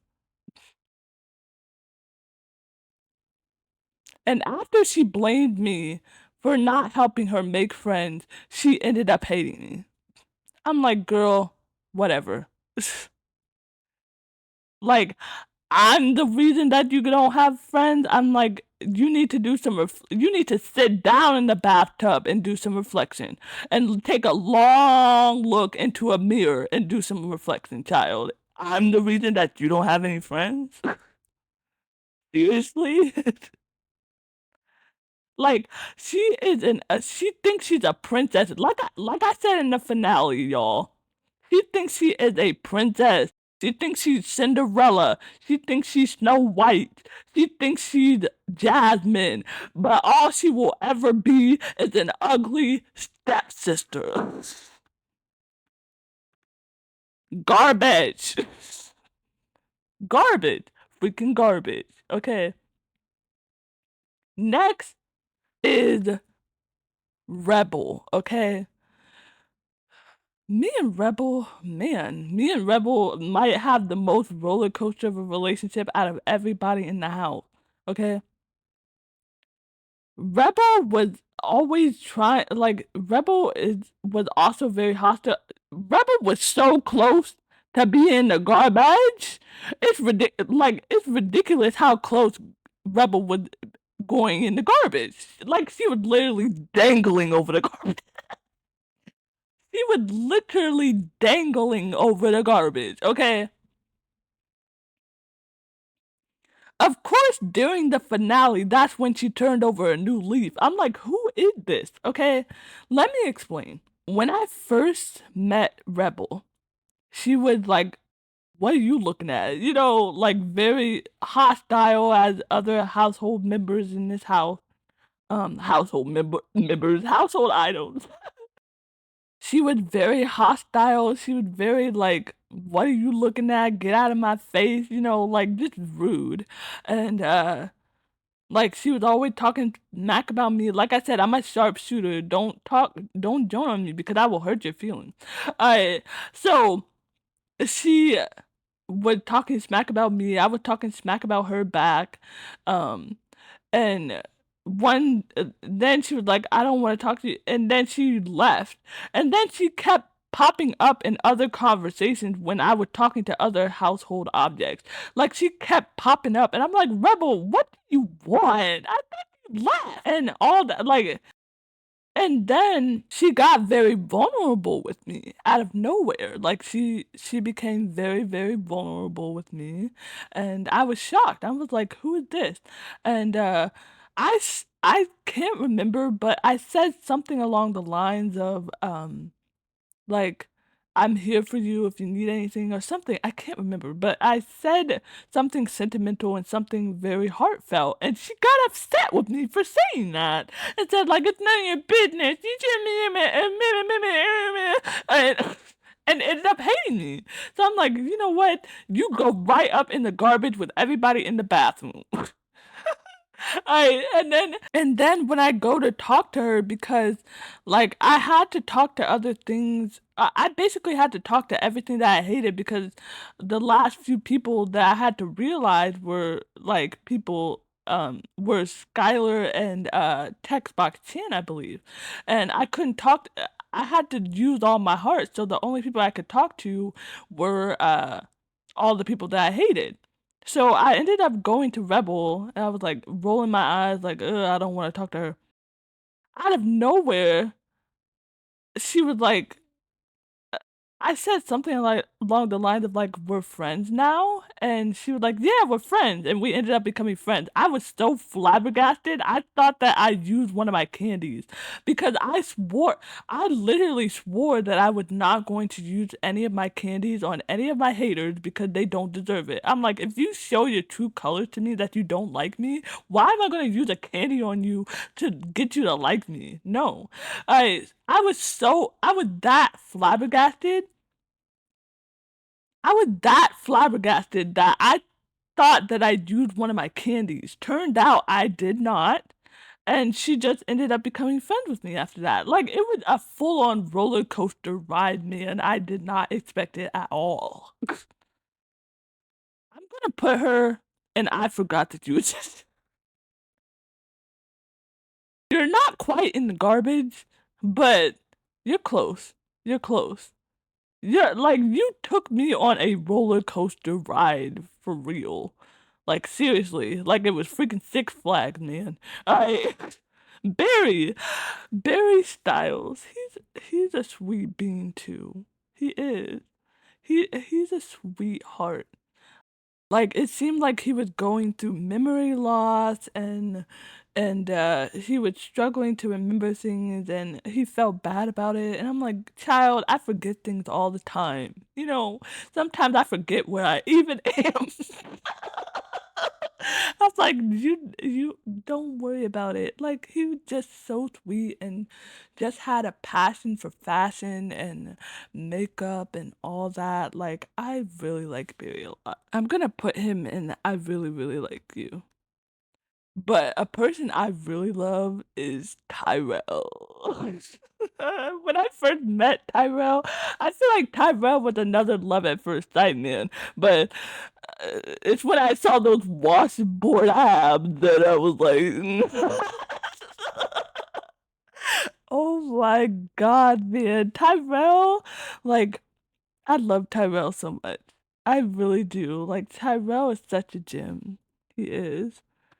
I'm gonna put him I feel like I'm gonna put him in everlasting love because he was one of my first loves besides Wallace and besides Cabricio.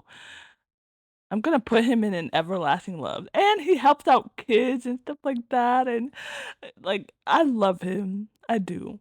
But I will say I was hurt when he didn't say goodbye to me and we didn't, commemorate our relationship before he left. but but all is forgiven. All is forgiven. Alright. Next is Faria. I do like Faria. She's a little sassy, but she's training to become a nurse. What I thought was so hilarious is that she literally sat in the hospital for days until they gave her I'm like, girl, yes, I freaking love you so much. She sat in the freaking hospital until they gave her a job. She was not going to leave until they freaking hired her. I'm like, girl, yes, I freaking love you so much. Hey, I love Farias. I think Faria's hilarious. I'm gonna put her in I really, really like you. My pride and joy. Dasha. I freaking love Dasha so much. I love her.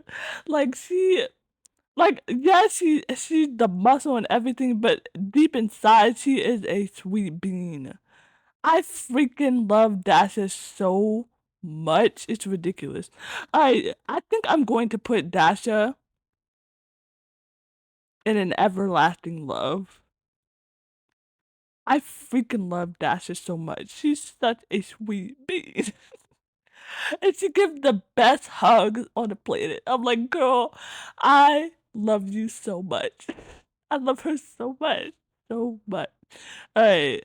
Next is Jerry. Jerry was a little tricky. He was. Jerry was a little tricky because I was trying to get him to empty out his junk drawer basically and clear things out, organize his life and stuff like that. He got a little offended by that and I'm like, it's not like that, okay? How about we compromise, okay? How about we make a compromise and we make something out of the junk in the junk drawer? And he was like, okay, I see where you're going with this. And we ended up making a carousel. Like, and it's up in the house and everything. It was so adorable. I literally had tears in my eyes. I'm like, we ended up making a little carousel out of the junk, um, in the junk drawer. Like, it kind of reminded me of that saying, another man's junk is another man's treasure. And so we ended up making a treasure out of the junk drawer. It was so cute, and we ended up becoming friends because of that. But in all honesty, I forgot that Jerry existed before that. I forgot that he existed before that. Like, I love the whole carousel thing and everything, but after that, I'm like, who's Jerry? There's so many times where people were talking about Jerry, specifically Holly. Holly hates Jerry. Like, we're literally talking about Jerry, and I'm like, who is Jerry? I don't know who Jerry is. Alright, another person that I kind of forgot about was Penelope. Basically, Penelope was going on these bad dates. She kept going on these bad dates. I kept trying to give her relationship advice and stuff like that. And like we ended up becoming friends from that. Like it wasn't much to it. Um so I'm gonna put her in I forgot that you existed because I kinda did, to be honest. Um Next is Mac. Mac. Like Mac. After I uploaded Mac all of a sudden had a change of heart and was like, you know what?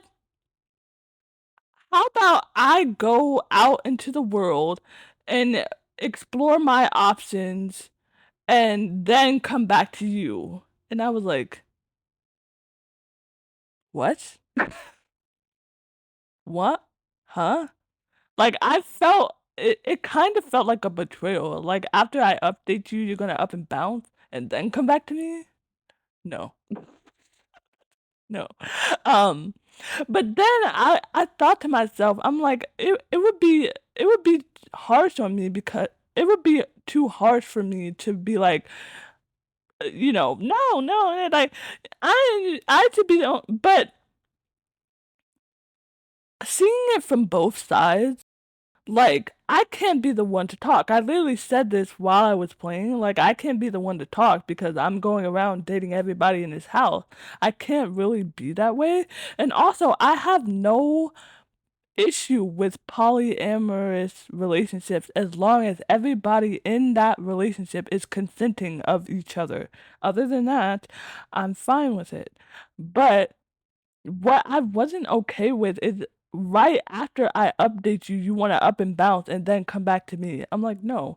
And also, like I said, even though I have no problem with polyamorous relationships, and we'll get into that with another person in this tier list that I'll go on a rant about, even though I don't have an issue with polyamorous relationships, I'm not a polyamorous person. As much as this game was very polyamorous. I'm not a polyamorous person. I'm a traditional person. Like, you are mine, I am yours, nobody else's. I'm not sharing with nobody. Nobody. I'm not sharing my person with anybody. But when it comes to other people having polyamorous relationships, I'm perfectly okay with it. Like I said, as long as everybody know, as long as it's not a cheating situation, or as long as it's everybody knows of each other. So, like I said, I was like, who am I to talk when I'm going around dating everybody in the house? Like, I have no room to talk. But the problem that I have is that right after I update you, you want to bounce and then come back to me. No, like I said previously, I ain't gonna be nobody's side chick. Period. No. So I was like, how about we compromise? And you go do your thing, I go do my thing, we remain friends. So that's what ended up happening. So I'm gonna put Mac in you got a friend in me. We're friends. Um, But another person that I love is Willie. I freaking love her, man. She's just a boss witch. I'm a witch. I'm a boss. I'm a witch. I'm a boss. And I'm like, she's just a bad bitch, and I freaking love her. Like I said, she reminds me of a model, but I cannot remember the name. I cannot remember her name, man. I can't remember the name of the model. I wish I remembered her name because she is gorgeous, man, and that's what she looks like. I wish I remembered the name of the model, but she is absolutely amazing, and I freaking love her. Like, I think I'm gonna put her in an everlasting love. I freaking love Willie so much. I do. Like, she's everything I aspire to be. Seriously, I love her. Um, l Lyric? Is that his name? I think his name is Lyric, I think. Um, he's basically the books in the house. I will be 100% honest with you. Okay. I love to read. I love to write. I love books. Okay. I love literature. Okay. One of my favorite subjects in school was English. Okay. Call me a nerd if you want to. Back up off me. Right. But I love all things books. I love all things literature, English, all that. But I'm going to be 100% honest with you. I forgot that he existed. I'm going to be 100% honest with you. I forgot that he existed. Even though I love books, I love literature, I love all that stuff, I forgot that he existed. But I will say that I enjoyed creating a book with him and everything, and him publishing his book and stuff like that. I get that, but I will be honest with you and say that I forgot that he existed. Another person that I kind of forgot existed, and it breaks my heart because she's absolutely gorgeous. Especially when she got realized, she is stunning, man. She is gorgeous. But I will be 100% honest and say that I forgot that she existed. I did. I forgot that she existed. Even though she's absolutely gorgeous. And also the dialogue was kind of like me, me, me, me, me. So like I well, it's kind of similar to Amir with Amir, but Amir was all about us. Where compared to her, I can never pronounce her name. So that's that's why I'm saying her. Um I like it was just it was I don't know. Like it's hard to explain. Like I think she's gorgeous. I think she's beautiful, but to be honest, like the dialogue wasn't that interesting and I forgot about her from time to time. Next is Chance. Matthew himself, man. The game master. It's Chance. I really like Chance. I feel like not a lot of people talk about Chance. I love him. I love Chance. It is not just because I love Critical Role and because I love Matthew. Okay, I love Chance. And me and Chance ended up doing an entire like D&D or G&G like playthrough and stuff like that. It was so much fun. Like Lux was my partner. It was hilarious. Like I had a blast. And then after the game, after we finished playing G&G, he got turned on by it and like we ended up becoming lovers after that. That's all you gotta know. Anyways, I really like Chance a lot. I do. Really like Chance. Maggie. Maggie is another fall from grace, man. Besides Amir and besides Cabricio, Maggie is another fall from grace, and it breaks my heart, man. It really does. Because when I first played Date Everything, I loved Maggie. I loved Maggie. I adored her. I thought she was adorable. I thought she was cute. I thought she was a sweetheart. I thought she was hilarious. I loved Maggie so much, man. And I was willing to do anything to help her solve the case and everything. I loved Maggie. Toward the end of me playing Day Everything is when me and Maggie's relationship started to take a turn for the worse. Okay, I'm not saying we ended up hating each other, but our relationship, I thought Maggie was different, you know? Like it really hurt my feelings. I go after we solved the case with Sinclair and stuff like that, I go back to Maggie and I'm like, this is why I hate you, Sinclair. This is why I freaking hate you. This whole case with you caused me to have a drift with Maggie. Thanks a lot, Sinclair. I freaking hate you.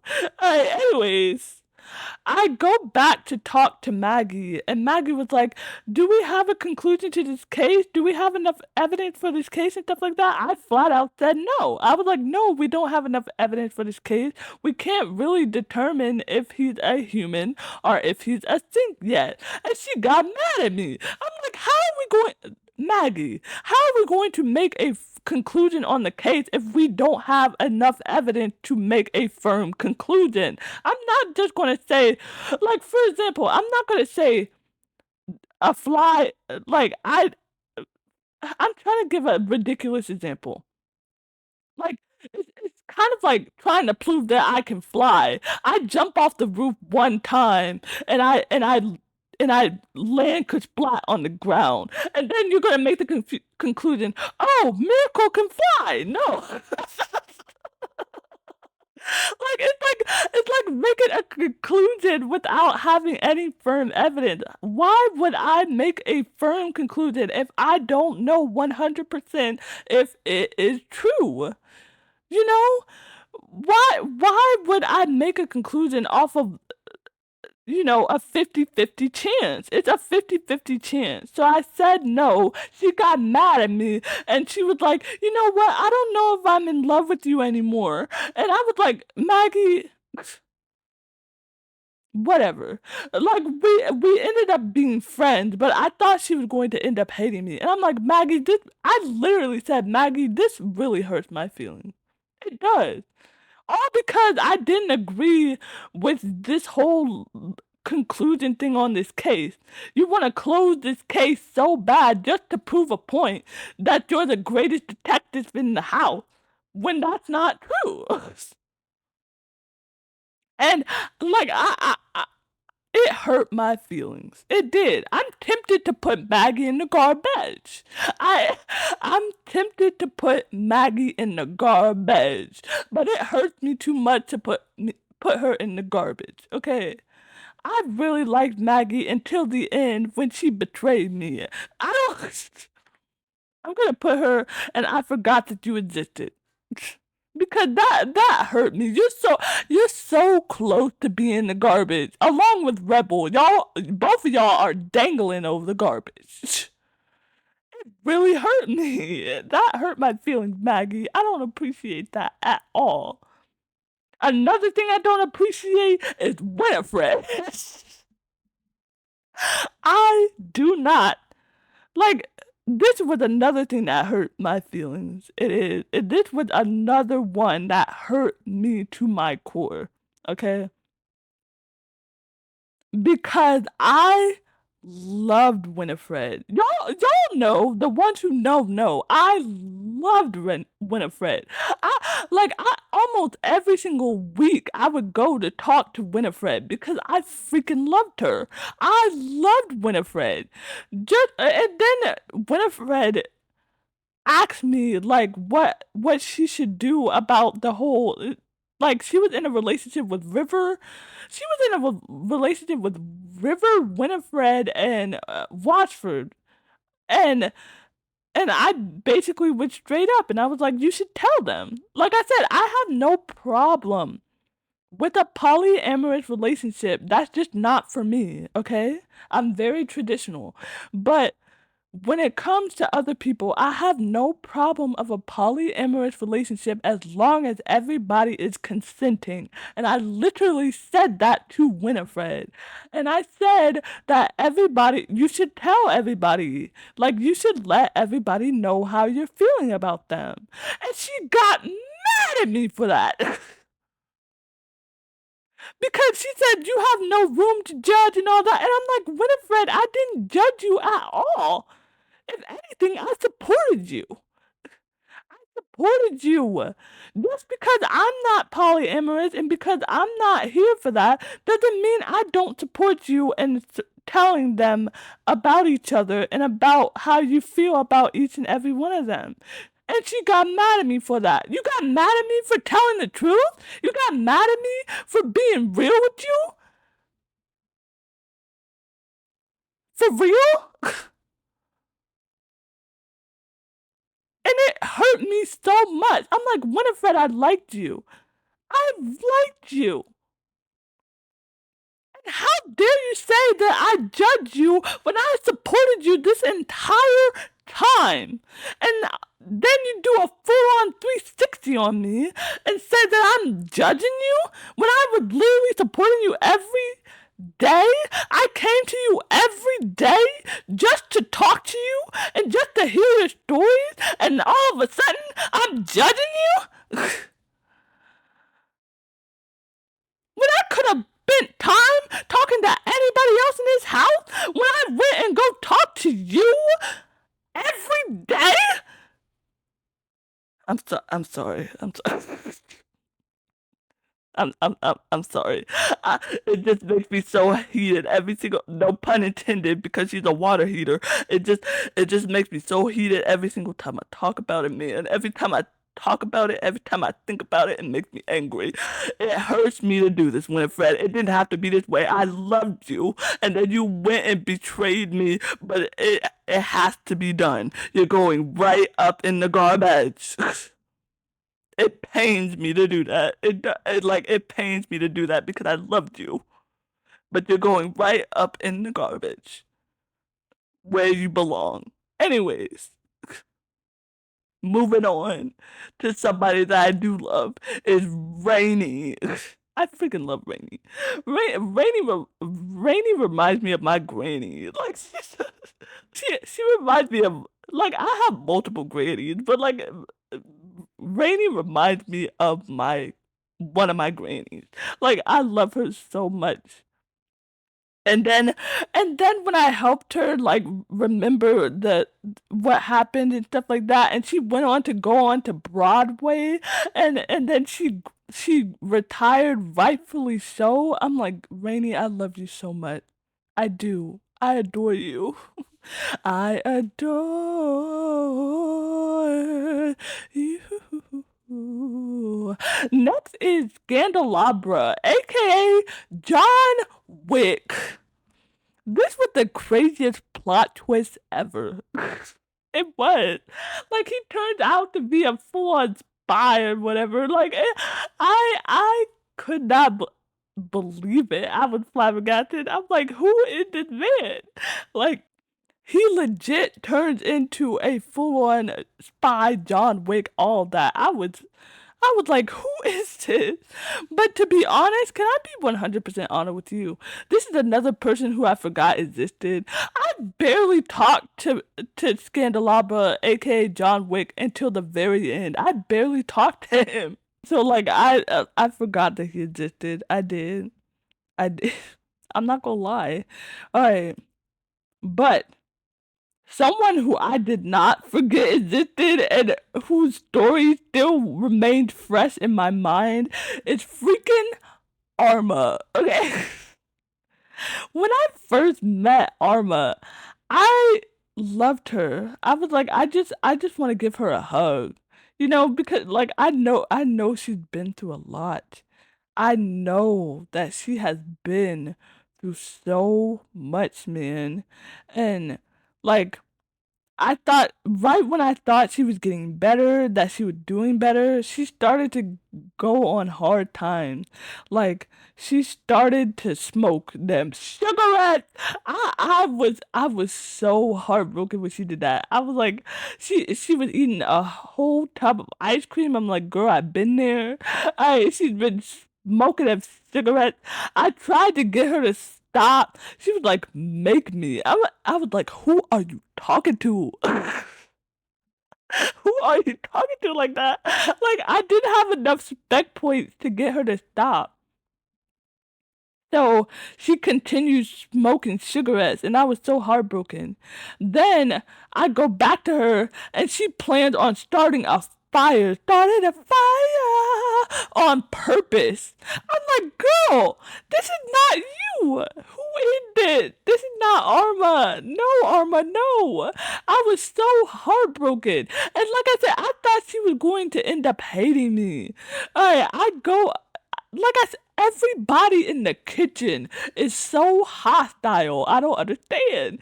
Alright, so I go back to her and she turns into the literal human torch and sets Wallace on fire. Poor Wallace. Oh my god, Wallace has been through like Wallace got set on fire twice, man. I feel poor Wallace, man. But she turned into the literal human torch and sets poor Wallace. Wallace was just over there minding his own business. Sets poor Wallace on fire. She freaking set Wallace on fire. My baby daddy Dorian and my baby daddy Tyrell go to help Wallace, and and Arma is over there just laughing maniacally, and I'm like, this has to stop. This is not Arma, and Arma, stop. And she was just straight up laughing. But as soon as I put my foot down, and I was like, Arma, if you do not stop this foolishness, and if you do not put that dang fire out right now, I'm going to rip you out of the freaking ceiling. I'm not even going to wait for your battery to be out. No, sir. I'm just going to rip you straight out the ceiling and toss you out the window. As soon as I said that, she stopped and she went to go and she snapped out of it and she went to go help them put out the fire. But now Wallace has a permanent burn mark on it. Wallace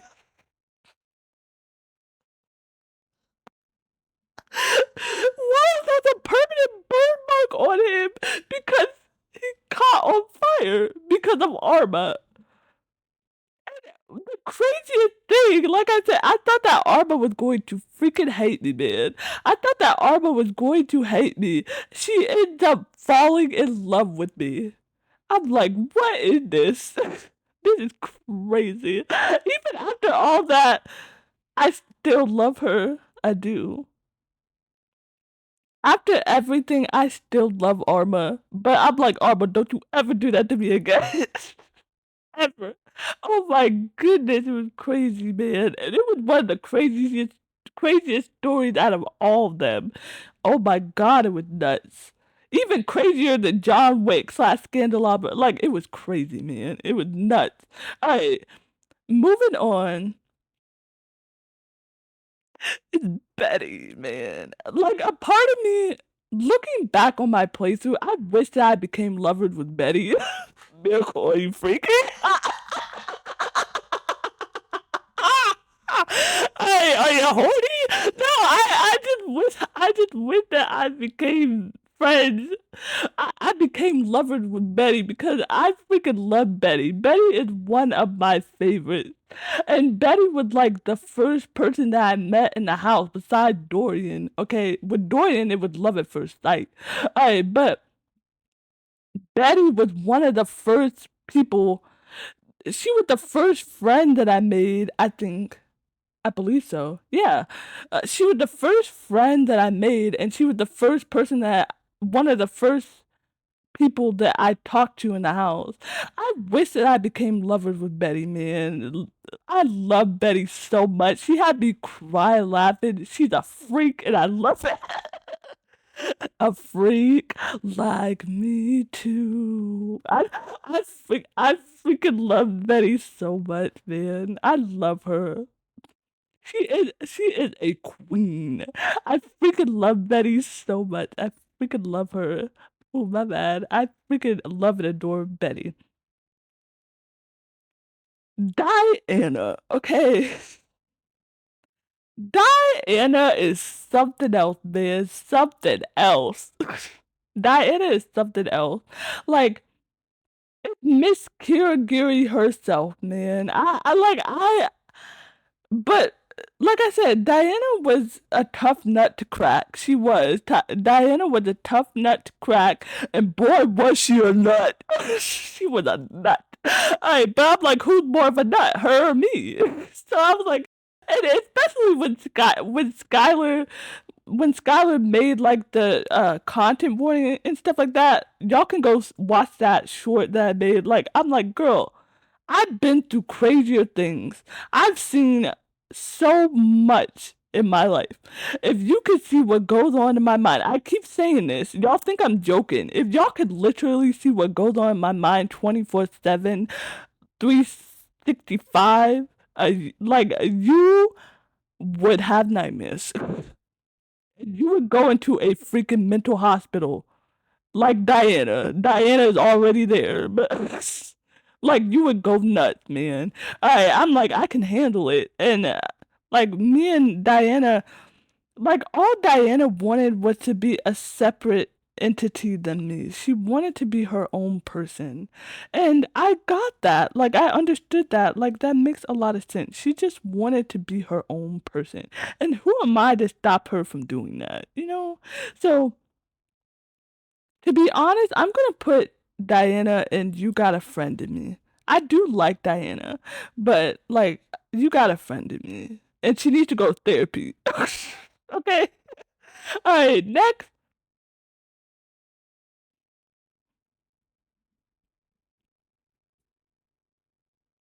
I got beef with you. I got beef with Damon, aka Dina, aka The Glitch. I got beef with them, okay? For those who do not know, after I started talking to the glitch, y'all think I'm joking. After I started talking to this dang glitch, everything in my life started to. You think I'm joking, man. After I started talking to glitch, uh, so many things were coming up in my life. My technology wasn't working with me. Like, the game was glitchy. Like, literally glitchy. I'm dead serious. I'm not lying. The game was glitchy. My audio was glitchy. My technology kept defying me. Things in my personal life were popping off ever since I met this dang glitch. I'm like, you ruined my life. I have freaking beef with you, man. A part of me wants to put you in the garbage. I want to put you in the garbage for causing turmoil in my freaking life, man. But I'm not gonna do that. Like, a part of me wants to be petty, but a part of me wants to be petty, but I'm not gonna do that. Okay. To be honest, I did think the glitch was funny. I'm gonna put the glitch in You Got a Friend in Me. I got beef with you. Like we are frenemies. Anyway, somebody that I do love is Bensoir. I freaking love Bensoir. Another person who is absolutely hilarious, who had me cry laughing, man. I love Bensoir so much. I do. I freaking love them. Where am I gonna put them?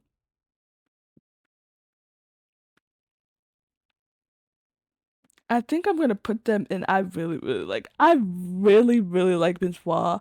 And toward the end, I thought Bensoir was gonna hate me because I'm not into maybe that's for me to know, for you to never find out. But FFR, yeah.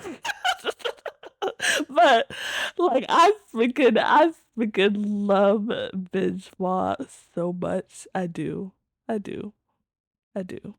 Next, another person that I love is Hirohime. I freaking adore Hirohime. And also, after consideration, I adore Nekomaru too. Nekomaru.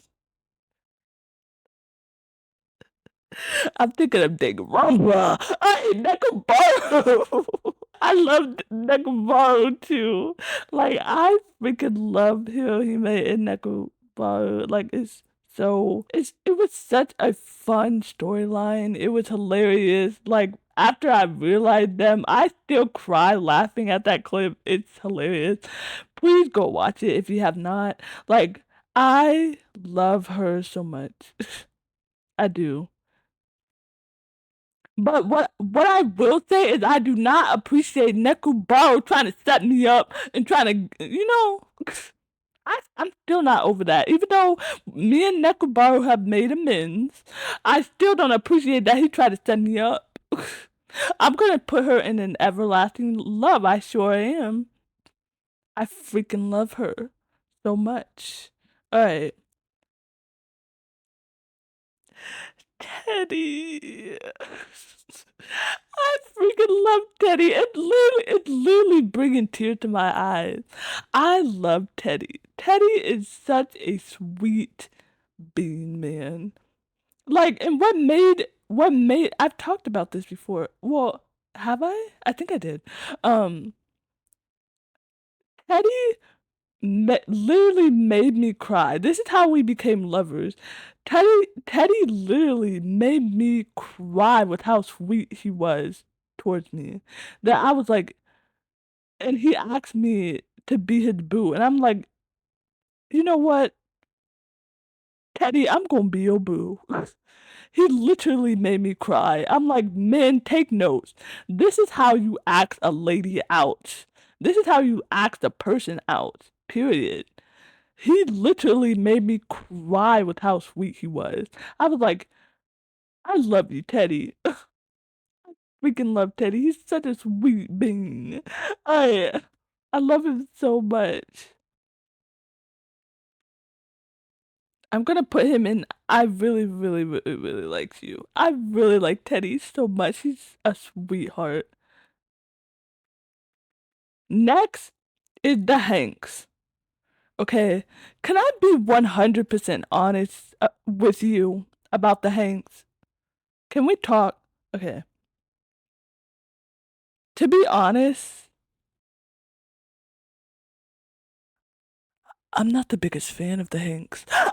I said what I said, man. I said what I said. I know that so many people love the Hanks, man. I was not the biggest fan of them. I said what I said.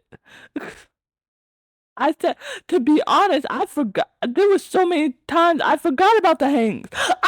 Don't shoot me. Don't shoot me, don't kill me. I'm just being honest, okay? I'm just being honest. There was so many times where I forgot about the Hanks.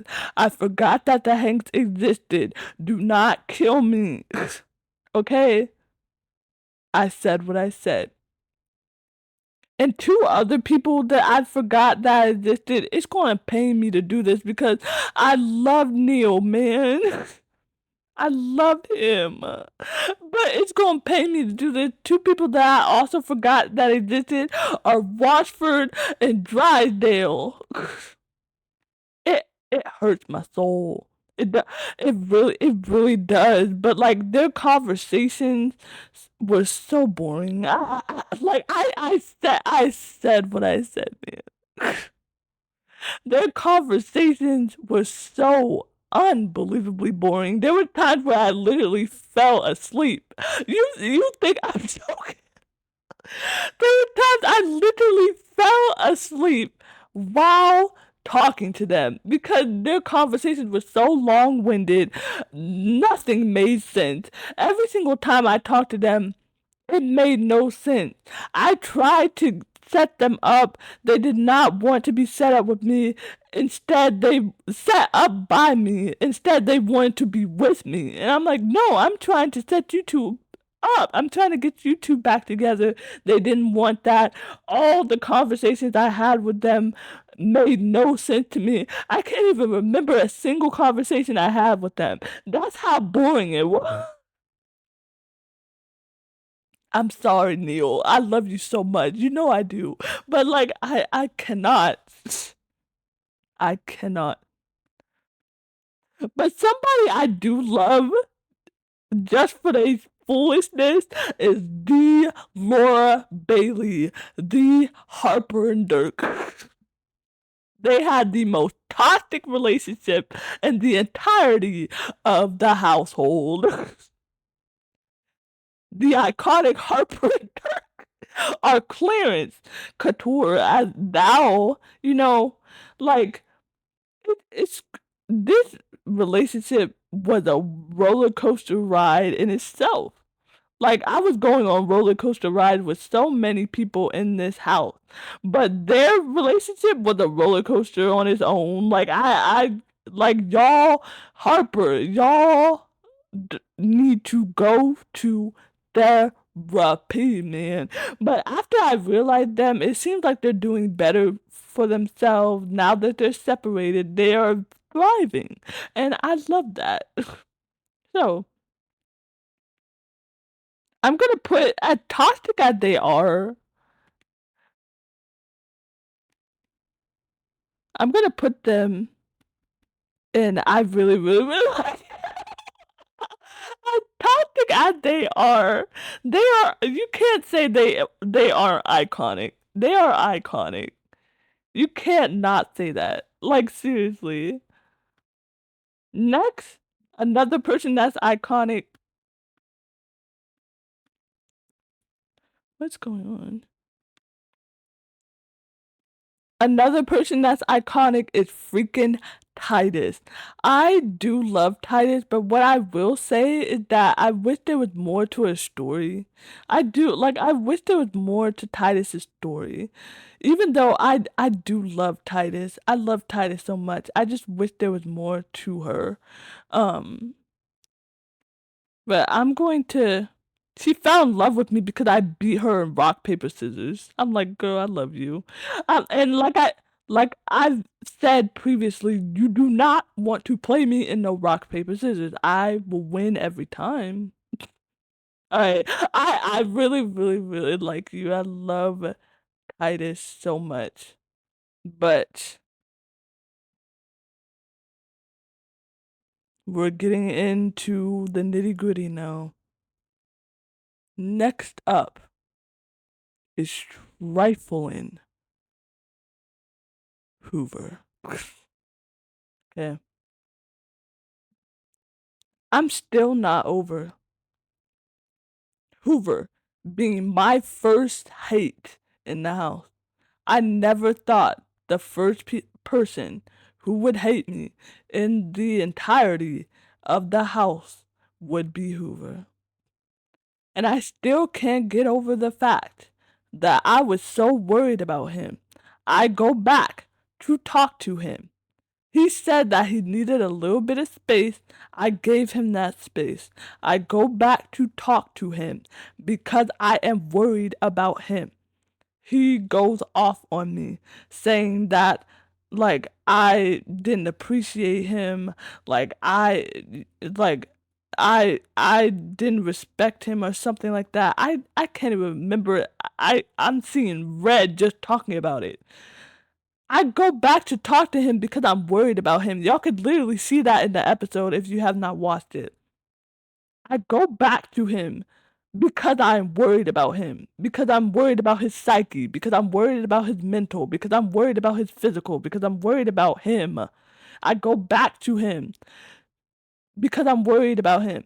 He tells me to leave him alone. I genuinely ask, what did I do? Is there anything that I can do to help? He gets even madder at me. He ends up hating me. Out of nowhere. Out of literal nowhere. Ends up hating me. For God knows what reason. All because I wanted to check up on you. All because I wanted to make sure that you are doing okay. Now you hate me? When in actuality, you need to work on yourself. You have no business being in a relationship with anybody. And like I said, I can see why Bobby left your ASS. I can see why Bobby left you. Because you are a absolute piece of garbage. You go off on people. I've even talked about this before. Not just me, not just Bobby, but so many household objects in this house have problems with Hoover. No, it's not just me. I've talked about this before. There are a few household objects who have had disdain for Hoover. So when I first met Hoover, Hoover was playing it off like he's this cool guy, that he's friends with everybody else. I didn't hear that from other household objects in the house. There's been a few household objects in this house that said that you are a piece of ish. Now I see why. When I first met you, you were a kind, chill, charismatic guy. But then, when I come back to you, all of a sudden you hate me out of nowhere. Because you have things going on in your own life that you don't know how to fix. And projecting that onto me. Trifling mother trucker, going all the way up into garbage. You are literal garbage. Like I said, you won't even see the light of day as a human. You could have been a fine hunk of a man, but you wanted to try me. And apparently you wanted to try all my other friends in the house too. So you go right up into garbage. You will be rotten in the freaking dumpster for all eternity. There'll be way better freaking vacuumed way better than you for eternity, and who can do a better sucking job. Moving on. Bobby. I freaking love Bobby Pin.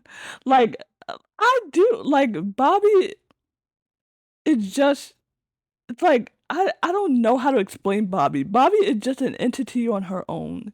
Or on their own, I'm sorry. But like I freaking love Bobby. Like Bobby just wanted to be understood. And it makes sense.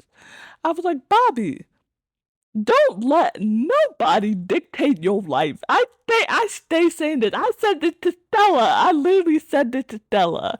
Don't let nobody dictate your life and tell you how to live your life.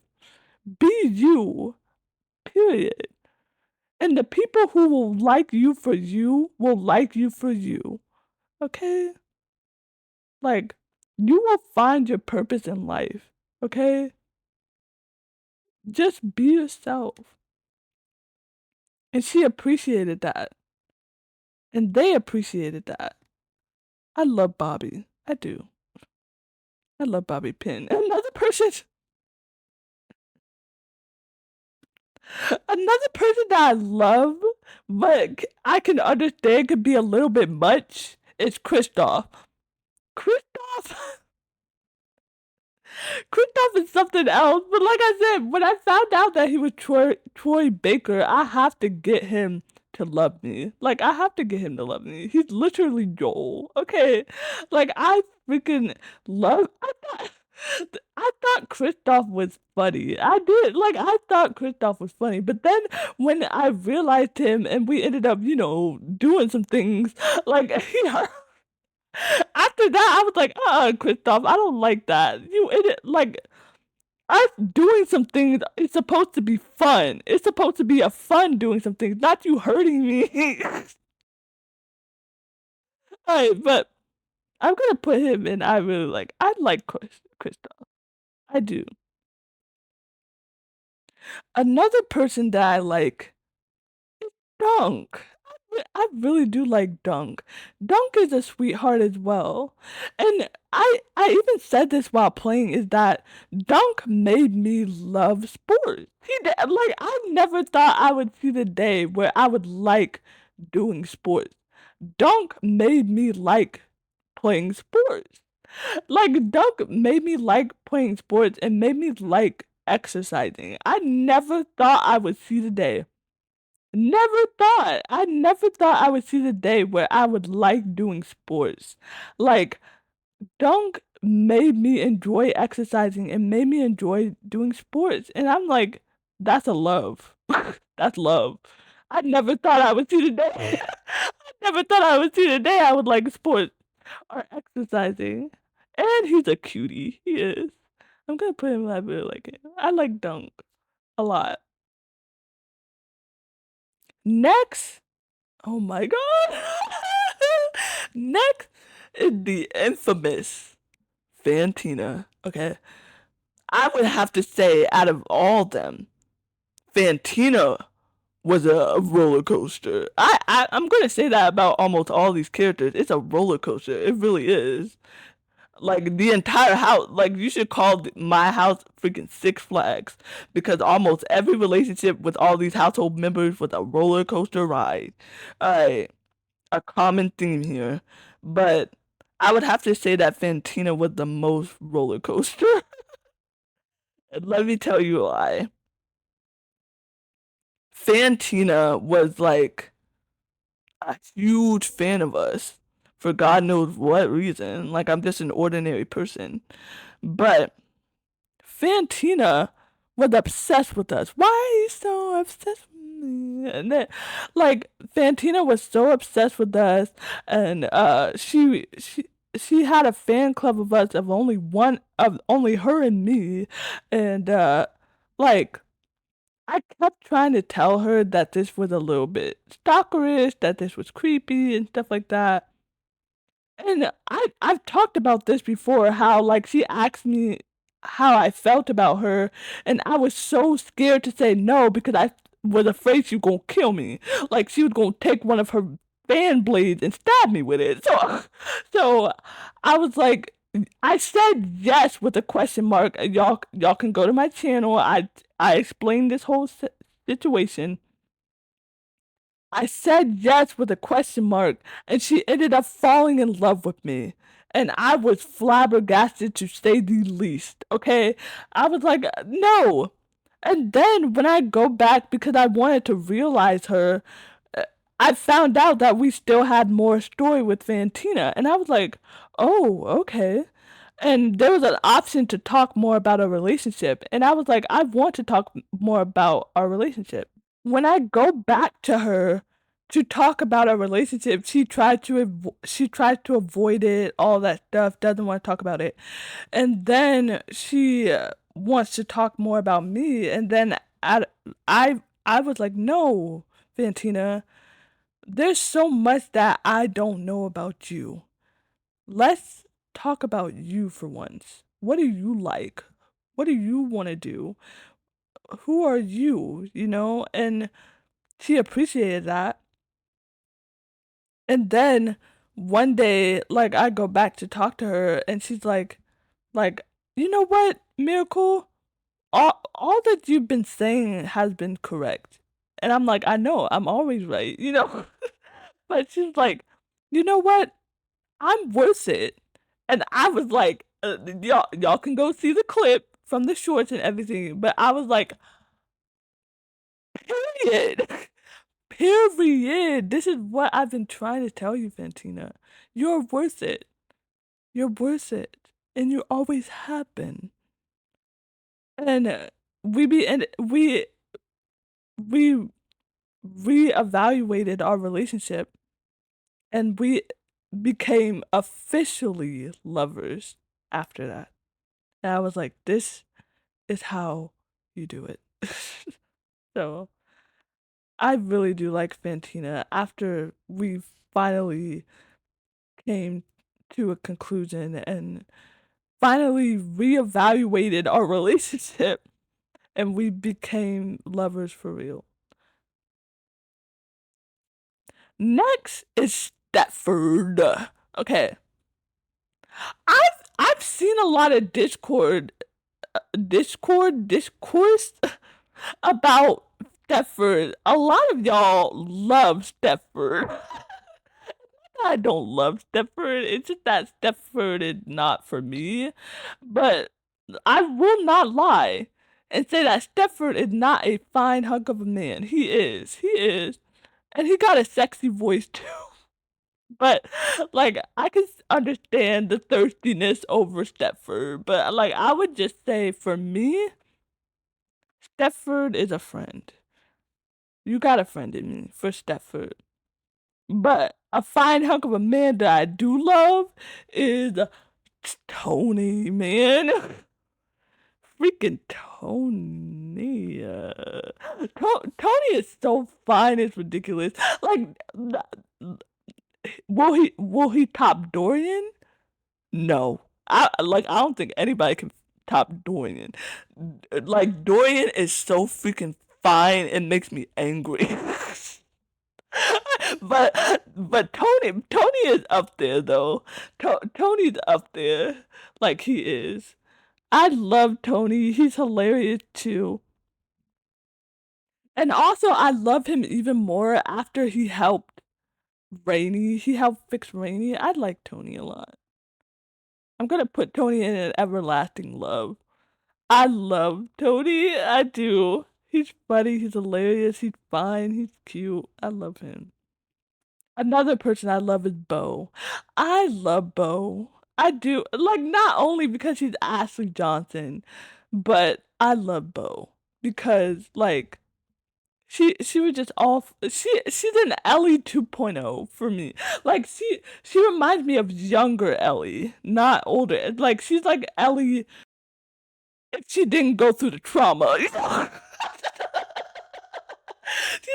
She's like Ellie without all the trauma, if that makes any sense. Like I freaking love Bo, and I've talked about this the whole adventure trip that we did with Gaia and Jack Sparrow and Bo. That was so much fun and it was hilarious.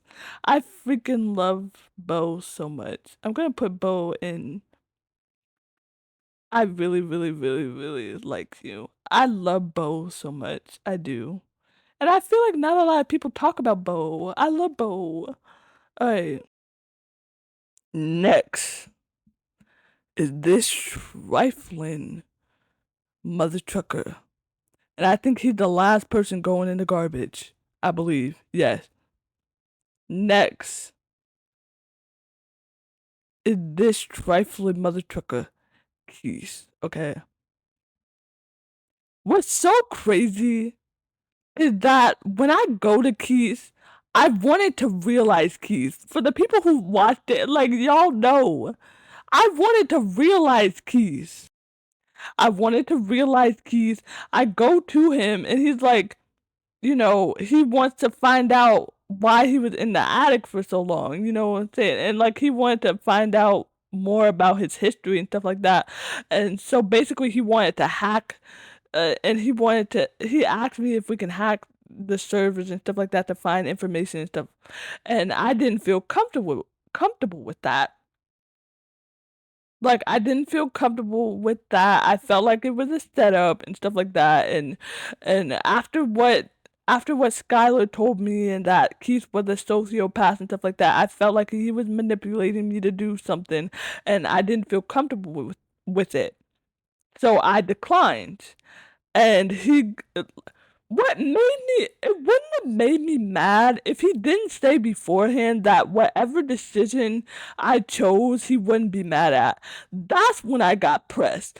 After I said that I wasn't going to do it, he was like, you know what? I hate you. Like, I don't, didn't you just say you were okay with whatever decision I chose? I hate people like that. When people say, I literally ranted about this in the moment. It's like when people say I'll be okay with whatever decision I choose. I'm like, okay, bet I chose this decision. They get mad at it. I thought you were okay with whatever decision I chose. I can't stand that. Like it makes me want to punch a hole in a wall. When you say that you will be okay with whatever decision that I choose, I'm like, okay, bet I choose this decision. You get mad at me for choosing that decision when I thought you were okay with whatever decision that I chose. I'm like, Keith, the same thing I said with Dishy. The same thing I said to Dishy. I'm like, Dishy. The same thing I said to Dishy. I'm like, Keith, you do not want to be a part of the list, okay? You do not want to be in the garbage. If you decide that you want to be in the garbage, you'll be a dusty, rusty old key for the rest of your eternity. I'm letting you know right now. You do not want to be a part of that list. And yet again, he wanted to try me, and he was like, "No, I hate you." And I was like, "Okay, bet. You just decided your fate. You just decided your fate. You decided that you're gonna. So you really want to be a rusty, dusty old key for the rest of your life? Okay, bet. You go right up in the garbage. Go right up in the garbage. Like you decided to try me.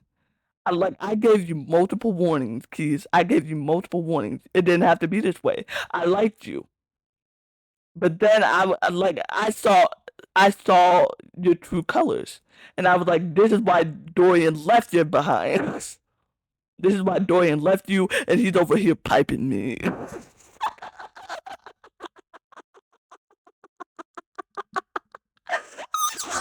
Moving on, going on to Bodhi. Bodhi, I freaking love Bodhi. I do. Like, he's the encapsulation, no pun intended, but he's the encapsulation of the 80s. And it's just like, Bodhi is so cool. He's like, and then when I realized him, he ends up going on to Stranger Things. I'm like, Bodhi, I love you so much. I do. I'm gonna put Bodhi in. I really, really, really, really, really, really like you. I really like Bodhi. And also, it made me love Bodhi even more when he helped Zoe find her necklace. I was like, and also I thought that Bodhi and Zoe would be a cute couple, but that didn't happen. But that would be cute though. Um, Moving on is Vaughn. I think his name is Von Trapp. I think. He's the mouse trap in the trap door.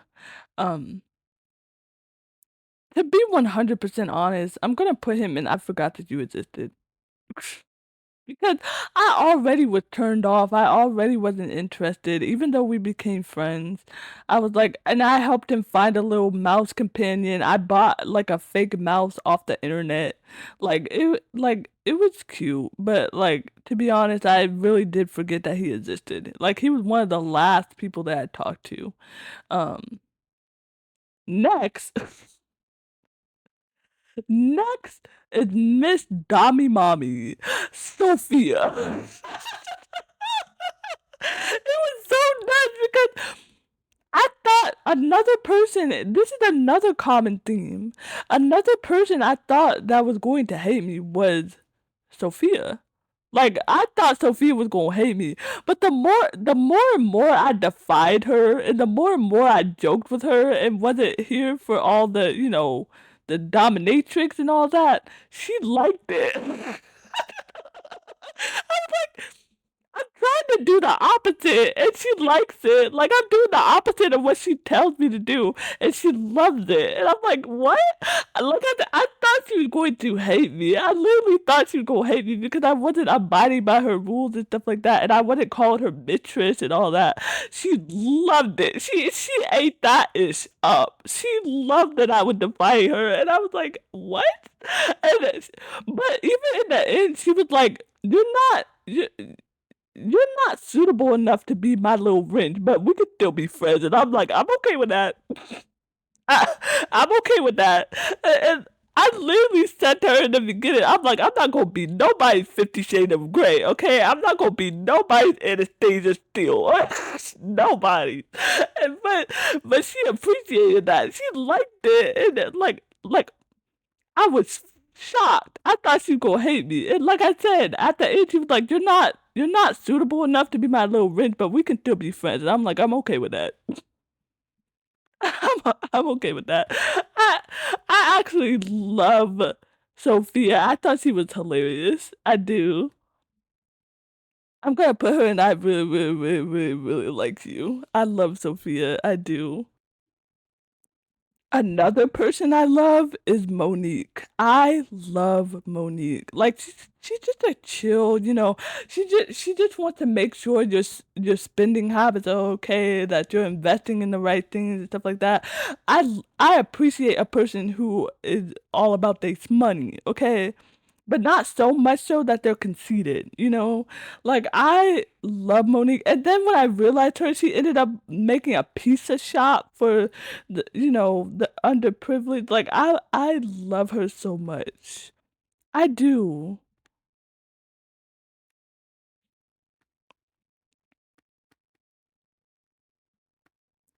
I'm gonna put her in I really, really like you next to her mommy. Next to her literal mommy. I love her. I do. Like she's a sweet being too. Next is Lady Memoria? Can I be honest with you? So many people love her, and I'm like, I can see why, but like, there wasn't much to her besides like sorting through all the boxes and choosing what to keep and what to get rid of. Like, to be 100% honest, I forgot that she existed. Like, do not throw the tomatoes. Do not throw the tomatoes. I understand that lot of people love her, okay? But for me, I was like,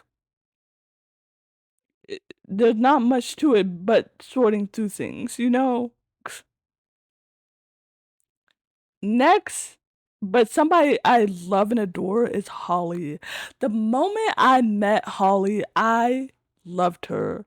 She was another love at first sight, but it was for a different reason. Like I loved Holly so much. And like I said, I love the holidays, so I'm like I have to get her to love me.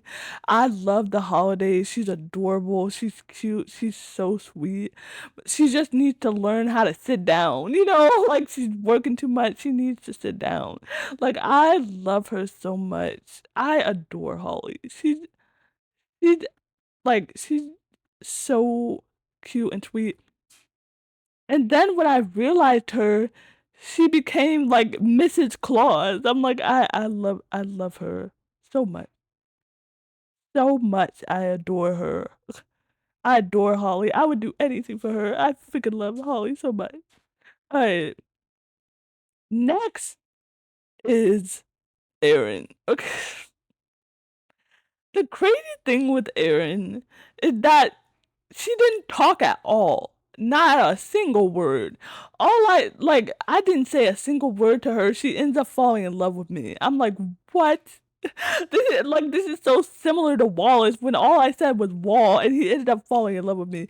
I didn't say a word and she ends up falling in love with me. Crazy. Then after I realized her all she wanted to do was talk, I was like, what? And she ends up becoming one of those I don't know the correct word for it, but that says all the that does the biddings and stuff like that. She ended up becoming one of those announcers and stuff. And I was like, from someone who didn't want to talk to me at all to wanting to talk all the time. It's crazy. I'm gonna put her in You Got a Friend in Me. Alright, she's close to being I forgot that you existed because I kinda did. Alright, but you got a friend in me for now. Next is Textbox Chan. Textbox Chan is another person that I thought was absolutely adorable and that I absolutely loved. Like she's so cute, so adorable. I'm a sucker for anime, man. I like she's so cute. She's so cute. Do I put her in Everlasting Love? I'm close to putting her there. She's teetering. I'm gonna put her in I really like you for now. Next is Sassy Chap. Basically, Sass I feel like Sassy Chap was another fall from grace. Basically, Sassy Chap was the game show host for the game show that involved all the developers. That was fun. It was fun. Um, And I feel like he was a fall from grace too. After I realized him, he became like just this nasty person. Like he's kind like I'm gonna put him in You Got a Friend in Me. Like like I said, he kind of reminded me of Mr. Monopoly, but then when I found out like all the stuff that he was doing after he got realized, I was like, I don't like that. I don't like that at all.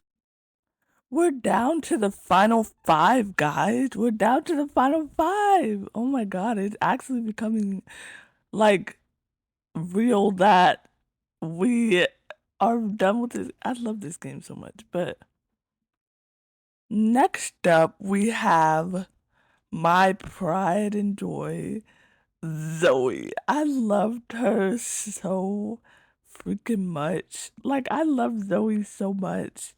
And how she was just going through it. Like she was going through the motions and she didn't even know it. She was like it her story is so heartbreaking.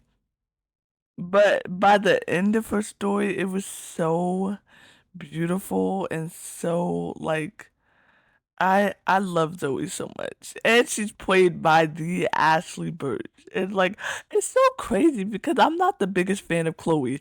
Do not throw the tomatoes. You will see why I'm not the biggest fan of Chloe. I'm gonna point out all the flaws that I see in Chloe when I play Life is Strange. Y'all will see. Okay, I'm not the biggest fan of Chloe. Do not throw the tomatoes. But I love Zoe so freaking much. She's like, I love her so much. And then when I quote unquote realized her, she went to help other families and help people, contact their loved ones. And she basically became a medium and stuff like that. I'm gonna put her in the Everlasting Love. I sure am. I love her so much. I love Zoe so freaking much. And I feel like almost everybody loves Zoe. Like, how can you not love her? She's awesome. But the next person is what was his name? X Shadow Lord, like 420 something like that. I think that's what it was. But what was his real name? I think his real name after he became realized was Skips or something like that. Correct me if I'm wrong, but I thought he was interesting, is what I will say. I thought he was interesting. And then when I realized him, I'm like, child, you are old enough to be my child. If you do not go sit outside, I am not getting arrested for you. But I thought he was interesting. I thought he was cool. I'm gonna put him in You Got a Friend in Me.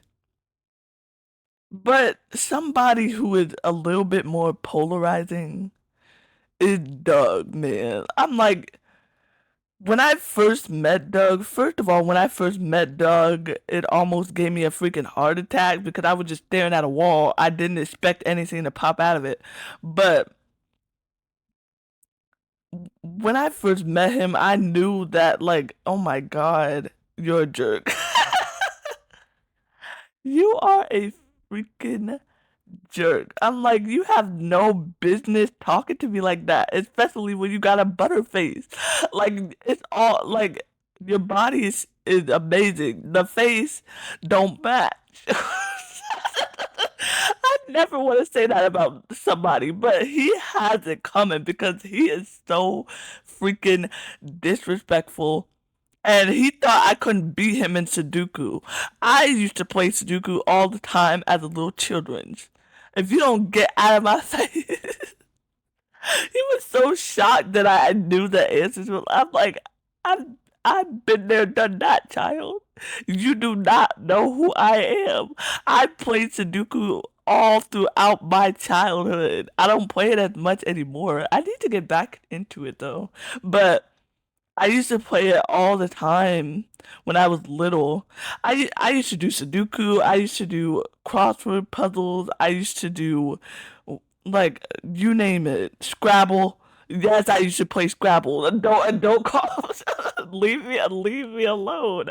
I used to play all of those things. So I'm like, I got this in the bag, and little did I know I did. I wish y'all could have saw that. Dang it, man.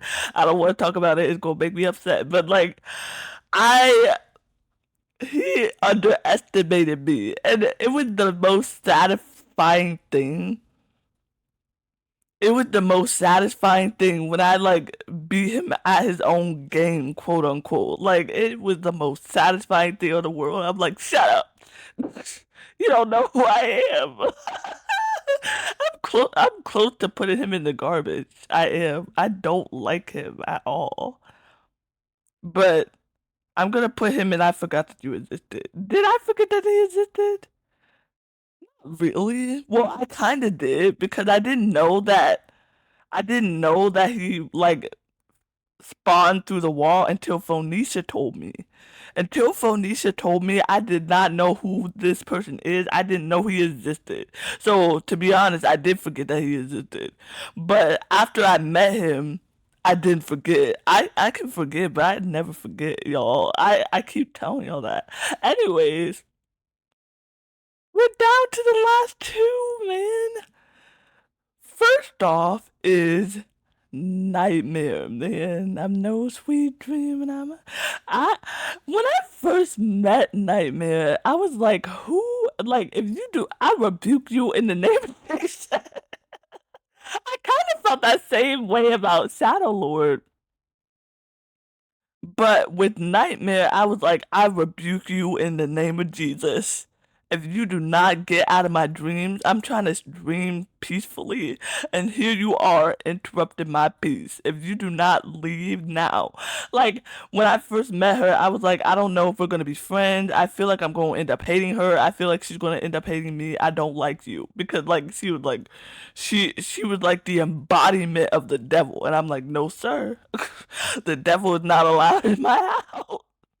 But once I started to learn about Nightmare a little bit more, I really started to appreciate Nightmare. Don't get it twisted. I do not want no nightmares, no sir. Okay, but when I started to talk to Nightmare a little bit more, I started to understand her a little bit. I started to, see her true self, and I was like, Nightmare, you cool. You cool. And but one thing I will say, after I realized Nightmare, I was like, why did y'all do this? This was such a missed opportunity. Am I the only one who feels that way? Probably. After Nightmare was realized, I was like, this is such a missed opportunity. Y'all could have made her a gothic queen, but y'all did. Anyways,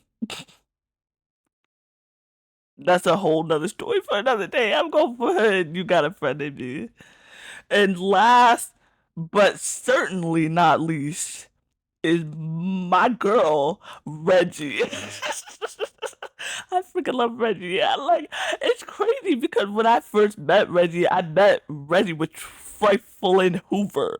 So I was upset. I was like, I don't want to see you. I don't want to see your face. I don't like who are you? Who you is? I don't like you. Go away. But I was so pressed. But once I started to know Reggie, and Reggie was more so on my side with each and every one of these trifling motherfuckers, I was like, Reggie, I love you so much. I love you so much. And like I said, like Reggie is my brother and my sister. I freaking love him so much. I love Reggie. I do. Which is ridiculous because after like he's the embodiment of rejection. So like but I freaking love Reggie. I adore Reggie. I do. And then after I realized Reggie started terrorizing hate groups. And I'm like, yes, Reggie, I love you so much. I love you so much. I do. I love Reggie so much. But yeah, that is the conclusion of our tier list. Oh my god, it's actually official. It's actually official. Oh my god. I love this game so freaking much, and I hope you guys did too. If you have not seen my playthrough of Date Everything, please go watch it. It is a whole lot of fun. It's a whole lot of fun. It's a whole lot of chaos. It's a whole lot of nonsense, but I wouldn't have it any other way. It's a fun time. Please go watch it. But yeah, I hope you guys have a miraculous day, night, afternoon, wherever you are in this crazy world that we live in. And I hope to be back with more content and more tier lists and all that fun and jazz. I've just been, like I said, life has been lifing. My self-esteeming has been self-esteeming. Things have been happening. I've been going through the ringer recently, so bear with me. But I promise y'all, we're gonna get cooking real soon. It might not be as soon as you think, but we'll be back. And for the ones who stuck by me throughout all this, I appreciate you more than anything. Trust me. But yeah, I hope you guys have a miraculous day, night, afternoon, wherever you are. And I will see you guys later, okay? Bye, guys.